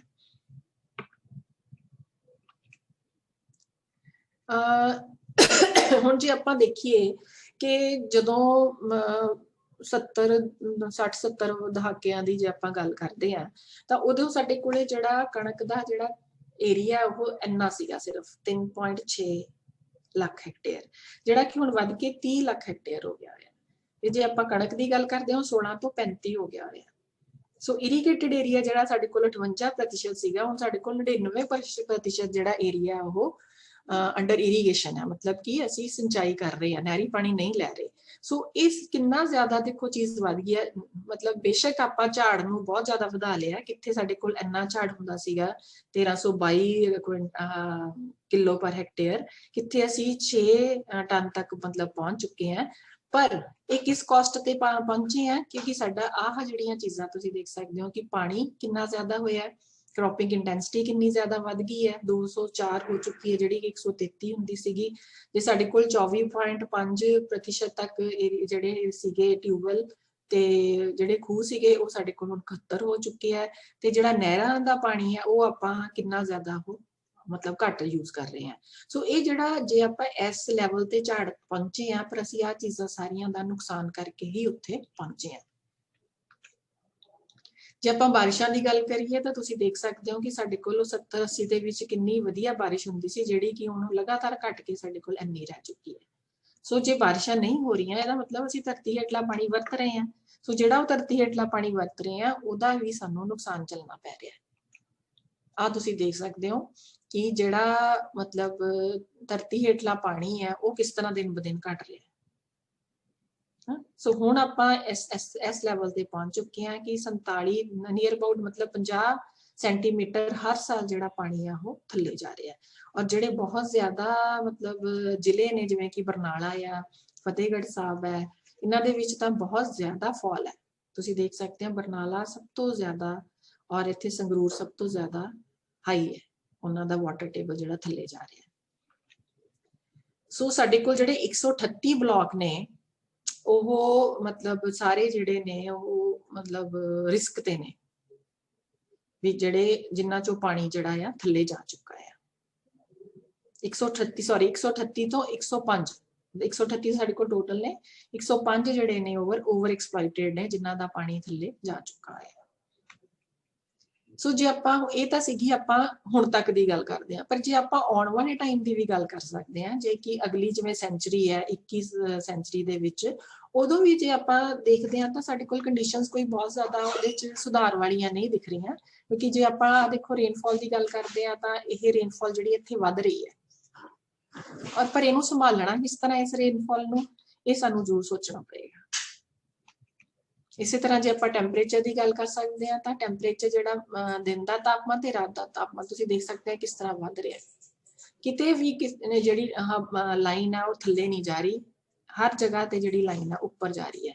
ਤੇ ਜੇ ਇੰਨਾ ਟੈਂਪਰੇਚਰ ਵੱਧ ਗਿਆ ਤਾਂ ਤੁਸੀਂ ਸੋਚ ਸਕਦੇ ਹੋ ਕਿ ਅਸੀਂ ਮਤਲਬ ਕਿਹੋ ਜਿਹੀਆਂ ਕੰਡੀਸ਼ਨਸ ਦੇ ਵਿੱਚ ਸਾਨੂੰ ਰਹਿਣਾ ਪੈ ਸਕਦਾ ਹੈ। ਸੋ ਜੇ ਇਸ ਤਰ੍ਹਾਂ ਦੀਆਂ ਕੰਡੀਸ਼ਨਸ ਰਹਿੰਦੀਆਂ ਨੇ ਤਾਂ ਆਪਾਂ ਦੇਖ ਸਕਦੇ ਹਾਂ ਕਿ ਇੱਕ ਮਿਡ ਸੈਂਚੁਰੀ ਹੋਊਗੀ ਜਿਵੇਂ 2050 ਤੱਕ ਤੇ 2100 ਤੱਕ ਕੀ ਹੋਊਗਾ ਕਿ ਜਿਹੜਾ ਰਾਈਸ ਦਾ ਜਿਹੜਾ ਆਪਣਾ ਝੋਨਾ ਆ ਉਹਦਾ ਜਿਹੜਾ ਝਾੜ ਜੇ 15.3 ਆ ਤਾਂ ਉਹ ਜਿਹੜਾ ਮਿਡ ਸੈਂਚਰੀ ਦੇ ਵਿੱਚ ਰਾਈਸ ਫੀਡ ਸਿਸਟਮ ਦੇ ਵਿੱਚ 8.5 ਹੈ ਤੇ ਇੱਥੇ ਹੈਗਾ ਆ 24.9 ਤੇ ਇੱਥੇ ਆ ਗਿਆ 23.6। ਮਤਲਬ ਇਹ ਵੇਰੀਏਸ਼ਨ ਹੈ ਵੀ ਇੰਨੀ ਜ਼ਿਆਦਾ ਜਿਹੜਾ ਇੰਨੇ ਪ੍ਰਤੀਸ਼ਤ ਜਿਹੜਾ ਝਾੜ ਆ ਉਹ ਘਟ ਸਕਦਾ ਮਿਡ ਸੈਂਚਰੀ ਦੇ ਵਿੱਚ ਵੀ ਤੇ ਐਂਡ ਸੈਂਚਰੀ ਦੇ 21ਵੀਂ ਸਦੀ ਦੇ ਵਿੱਚ ਵੀ, ਜੇ ਇਸ ਤਰ੍ਹਾਂ ਹੀ ਜਿਹੜੀਆਂ ਕਲਾਈਮੇਟ ਚੇਂਜਸ ਜਿਹੜੀਆਂ ਉਹ ਹੁੰਦੀਆਂ ਰਹਿੰਦੀਆਂ ਤਾਂ। ਸੋ ਆਪਾਂ ਹੁਣ ਉਹਦੇ ਵਾਸਤੇ ਕੀ ਕਰ ਸਕਦੇ ਹਾਂ? ਇੱਕ ਤਾਂ ਸਾਨੂੰ ਇਹ ਚਾਹੀਦਾ ਕਿ ਘੱਟ ਸਮਾਂ ਲੈਣ ਵਾਲੀਆਂ ਕਿਸਮਾਂ ਨੂੰ ਆਪਾਂ ਅਪਣਾਈਏ, ਤਾਂ ਜਿਹੜੀਆਂ ਵੱਧ ਤੇ ਘੱਟ ਤਾਪਮਾਨ ਸਹਿਣ ਕਰ ਸਕਦੀਆਂ ਉਹਨਾਂ ਨੂੰ ਅਪਣਾਈਏ, ਤੇ ਘੱਟ ਪਾਣੀ ਲੈਣ ਵਾਲੀਆਂ ਜਿਹੜੀਆਂ ਕਿਸਮਾਂ ਨੇ, ਜਿਵੇਂ ਕਿ ਝੋਨੇ ਦੀ 127 ਕਿਸਮ ਹੈ, ਬਹੁਤ ਹੀ ਵਧੀਆ ਆ, ਝਾੜ ਵੀ ਉਹਦਾ ਅੱਛਾ ਹੈ। ਸੋ ਇਸ ਤਰ੍ਹਾਂ ਦੀਆਂ ਜਿਹੜੀਆਂ ਸਾਨੂੰ ਚੀਜ਼ਾਂ ਜਿਹੜੀਆਂ ਨੇ ਉਹ ਅਪਣਾਉਣੀਆਂ ਚਾਹੀਦੀਆਂ ਨੇ। ਬਾਕੀ ਬਿਜਾਈ ਦੇ ਸਮੇਂ ਵਿੱਚ ਤਬਦੀਲੀ ਕਰਕੇ ਆਪਾਂ ਕੁਛ ਮਤਲਬ ਸਹਿਯੋਗ ਪਾ ਸਕਦੇ ਹਾਂ, ਸਹੀ ਸਿੰਚਾਈ ਦਾ ਢੰਗ ਅਪਣਾ ਕੇ, ਫਸਲਾਂ ਲਈ ਗ੍ਰੀਨ ਹਾਊਸ ਉਹਦੇ ਵਿੱਚ ਲਾ ਕੇ, ਜਾਂ ਜ਼ਮੀਨ ਦੀ ਵਰਤੋਂ ਵਿੱਚ ਤਬਦੀਲੀ ਕਰਕੇ, ਕਿ ਇਹੀ ਨਹੀਂ ਹੈ ਕਿ ਕੋਈ ਕ੍ਰੌਪਿੰਗ ਪੈਟਰਨ ਆਪਾਂ ਰੱਖੀਏ, ਉਹਨੂੰ ਥੋੜਾ ਬਹੁਤਾ ਕ੍ਰੌਪ ਰੋਟੇਸ਼ਨ ਕਰਕੇ ਵੀ ਆਪਾਂ ਉਹਨੂੰ ਬਦਲਾ ਲਿਆ ਸਕਦੇ ਹਾਂ। ਬਾਕੀ ਆਪਾਂ ਆਪਣੇ ਲੈਵਲ ਤੇ ਮਤਲਬ ਕੀ ਕਰ ਸਕਦੇ ਹਾਂ ਕਿ ਜਿਹੜੀ ਬਿਜਲੀ ਦੀ ਬਚਤ ਹੈ ਉਹ ਵੀ ਜਿਹੜੀ CFL ਲਾਈਟਾਂ ਦੀ ਜੇ ਆਪਾਂ ਵਰਤਦੇ ਹਾਂ ਤਾਂ 60 ਤੋਂ 80% ਜਿਹੜੀ ਬਿਜਲੀ ਦੀ ਬਚਤ ਹੁੰਦੀ ਹੈ। ਸੋ ਉਹ ਵੀ ਆਪਾਂ ਮਤਲਬ ਬਚਾ ਸਕਦੇ ਹਾਂ। ਇੱਕ ਸਾਲ ਵਿੱਚ 68 ਕਿਲੋਗ੍ਰਾਮ ਕਾਰਬਨ ਡਾਈਆਕਸਾਈਡ ਉਹਦੇ ਨਾਲ ਘਟਦੀ ਹੈ। ਤੇ ਜਿਹੜੇ ਆਪਣੇ ਬਿਜਲੀ ਵਾਲੇ ਸਾਧਨ ਨੇ ਉਹਨਾਂ ਨੂੰ ਵੀ ਲੋੜ ਵੇਲੇ ਵਰਤੋ, ਜੇ ਆਪਾਂ ਕਿਸੇ ਕਮਰੇ ਚੋਂ ਉੱਠ ਕੇ ਜਾ ਰਹੇ ਹਾਂ ਤਾਂ ਲਾਈਟ ਪੱਖਾ ਜਿਹੜਾ ਉਹਨੂੰ ਬੰਦ ਕਰਕੇ ਜਾਣਾ ਚਾਹੀਦਾ ਹੈ। ਇਸੇ ਤਰ੍ਹਾਂ ਹੀ ਗ੍ਰੀਨ ਹਾਊਸ ਜਿਹੜੀਆਂ ਗੈਸਾਂ ਜਿਵੇਂ ਆਪਾਂ ਦੱਸ ਰਹੇ ਹਾਂ ਕਾਰਬਨ ਡਾਈਆਕਸਾਈਡ ਹੈ, ਮੀਥੇਨ ਹੈ, ਉਹਨਾਂ ਨੂੰ ਵੀ ਆਪਾਂ ਨੂੰ ਘਟਾਉਣਾ ਚਾਹੀਦਾ ਵਾਤਾਵਰਨ ਦੇ ਵਿੱਚ, ਕਿਸੇ ਤਰ੍ਹਾਂ ਉਹ ਘੱਟ ਰਿਲੀਜ਼ ਹੋਣ। ਖੇਤਾਂ ਵਿੱਚ ਪੈਦਾ ਹੋਣ ਵਾਲੀ ਜਿਹੜੀ ਮੀਥੇਨ ਗੈਸ ਹੈ ਉਹਨੂੰ ਵੀ ਆਪਾਂ ਘਟਾ ਸਕਦੇ ਹਾਂ, ਜਿਹੜੀ ਡਾਇਰੈਕਟ ਸੀਡਿੰਗ ਰਾਈਸ ਨਾਲ, ਜਿਹੜੀ ਸਿੱਧੀ ਬਿਜਾਈ ਕਰਕੇ ਝੋਨੇ ਦੀ। ਇਸ ਤਰ੍ਹਾਂ ਹੀ ਜੰਗਲਾਂ ਦੀ ਕਟਾਈ ਨੂੰ ਘੱਟ ਕੀਤਾ ਜਾਣਾ ਚਾਹੀਦਾ ਹੈ। ਝੋਨੇ ਦੀ ਖੇਤੀ ਲਈ ਵਧੀਆ ਤਕਨੀਕਾਂ ਜਿਵੇਂ ਦੇਸੀ ਰੂੜੀ ਦਾ ਵੀ ਪ੍ਰਬੰਧ ਕੀਤਾ ਜਾਵੇ, ਪਥਰਾੜ ਬਾਲਣ ਦੀ ਜਗ੍ਹਾ ਤੇ ਜੈਵਿਕ ਬਾਲਣ ਦਾ ਪ੍ਰਯੋਗ ਕੀਤਾ ਜਾਏ। ਸੋ ਜਿਵੇਂ ਆਪਾਂ ਕਹਿੰਦੇ ਹਾਂ ਕਿ CFC ਜਿਹੜੀਆਂ ਇਹਨਾਂ ਦਾ ਬਦਲ ਜਿਹੜਾ ਆ ਉਹ HFC ਲਾਈਟਸ ਨੇ, ਉਹਨਾਂ ਨੂੰ ਆਪਾਂ ਵਰਤ ਸਕਦੇ ਹਾਂ। ਜਿਵੇਂ ਆ ਫਰਿੱਜਾਂ ਨੇ ਜਾਂ ਜੋ ਵੀ AC ਵਗੈਰਾ ਨੇ, ਉਹਨਾਂ ਨੂੰ ਵੀ ਆਪਾਂ ਜਿਵੇਂ ਘੱਟ ਚਲਾਈਏ ਤਾਂ ਉਹਦੇ ਨਾਲ ਵੀ ਜਿਹੜੀ ਕਾਰਬਨ ਡਾਈਆਕਸਾਈਡ ਆ ਉਹ ਹਵਾ ਦੇ ਵਿੱਚ ਘਟ ਜਾਊਗੀ। ਸੋ ਜੇ ਵੱਧ ਤੋਂ ਵੱਧ ਆਪਾਂ ਦਰਖਤ ਲਾਈਏ ਕਿ ਇੱਕ ਦਰਖਤ ਇੱਕ ਸਾਲ ਦੇ ਵਿੱਚ 100 ਕਿਲੋਗ੍ਰਾਮ ਜਿਹੜੀ ਕਾਰਬਨ ਡਾਈਆਕਸਾਈਡ ਉਹ ਸੋਖ ਲੈਂਦਾ ਹੈ। ਸੋ ਜੇ ਗੱਲ ਕਰੀਏ ਤਾਂ ਇੱਕ ਦਰਖਤ ਜਿਹੜਾ 4 ਏਸੀਆਂ ਦੇ ਬਰਾਬਰ ਠੰਡਕ ਕਰਦਾ ਹੈ। ਸੋ ਇਸ ਤਰ੍ਹਾਂ ਨਾਲ ਆਪਾਂ ਕਹਿੰਦੇ ਹਾਂ ਕਿ ਵੱਧ ਤੋਂ ਵੱਧ ਆਪਾਂ ਹਰਿਆਲੀ ਲਿਆਈਏ ਤੇ ਦਰਖਤ ਉਗਾਈਏ, ਤਾਂ ਕਿ ਆਪਾਂ ਆਪਣਾ ਜਿਹੜਾ ਵਾਤਾਵਰਨ ਨੂੰ ਬਚਾ ਸਕਦੇ ਹਾਂ।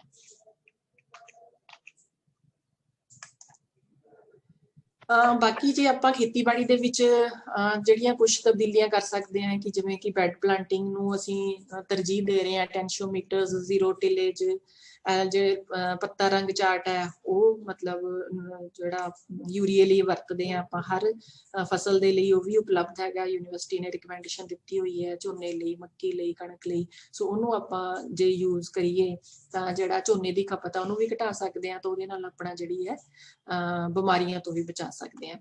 ਤੇ ਫਿਰ ਬਾਕੀ ਜਿਹੜੀਆਂ ਆਪਾਂ ਫਰਟੀਲਾਈਜ਼ਰਸ ਨੇ, ਜਿਵੇਂ ਰਸਾਇਣਿਕ ਖਾਦਾਂ ਜਿਹੜੀਆਂ ਵਰਤਦੇ ਹਾਂ, ਉਹ ਵੀ ਆਪਾਂ ਲੋੜ ਅਨੁਸਾਰ ਹੀ ਵਰਤੀਏ।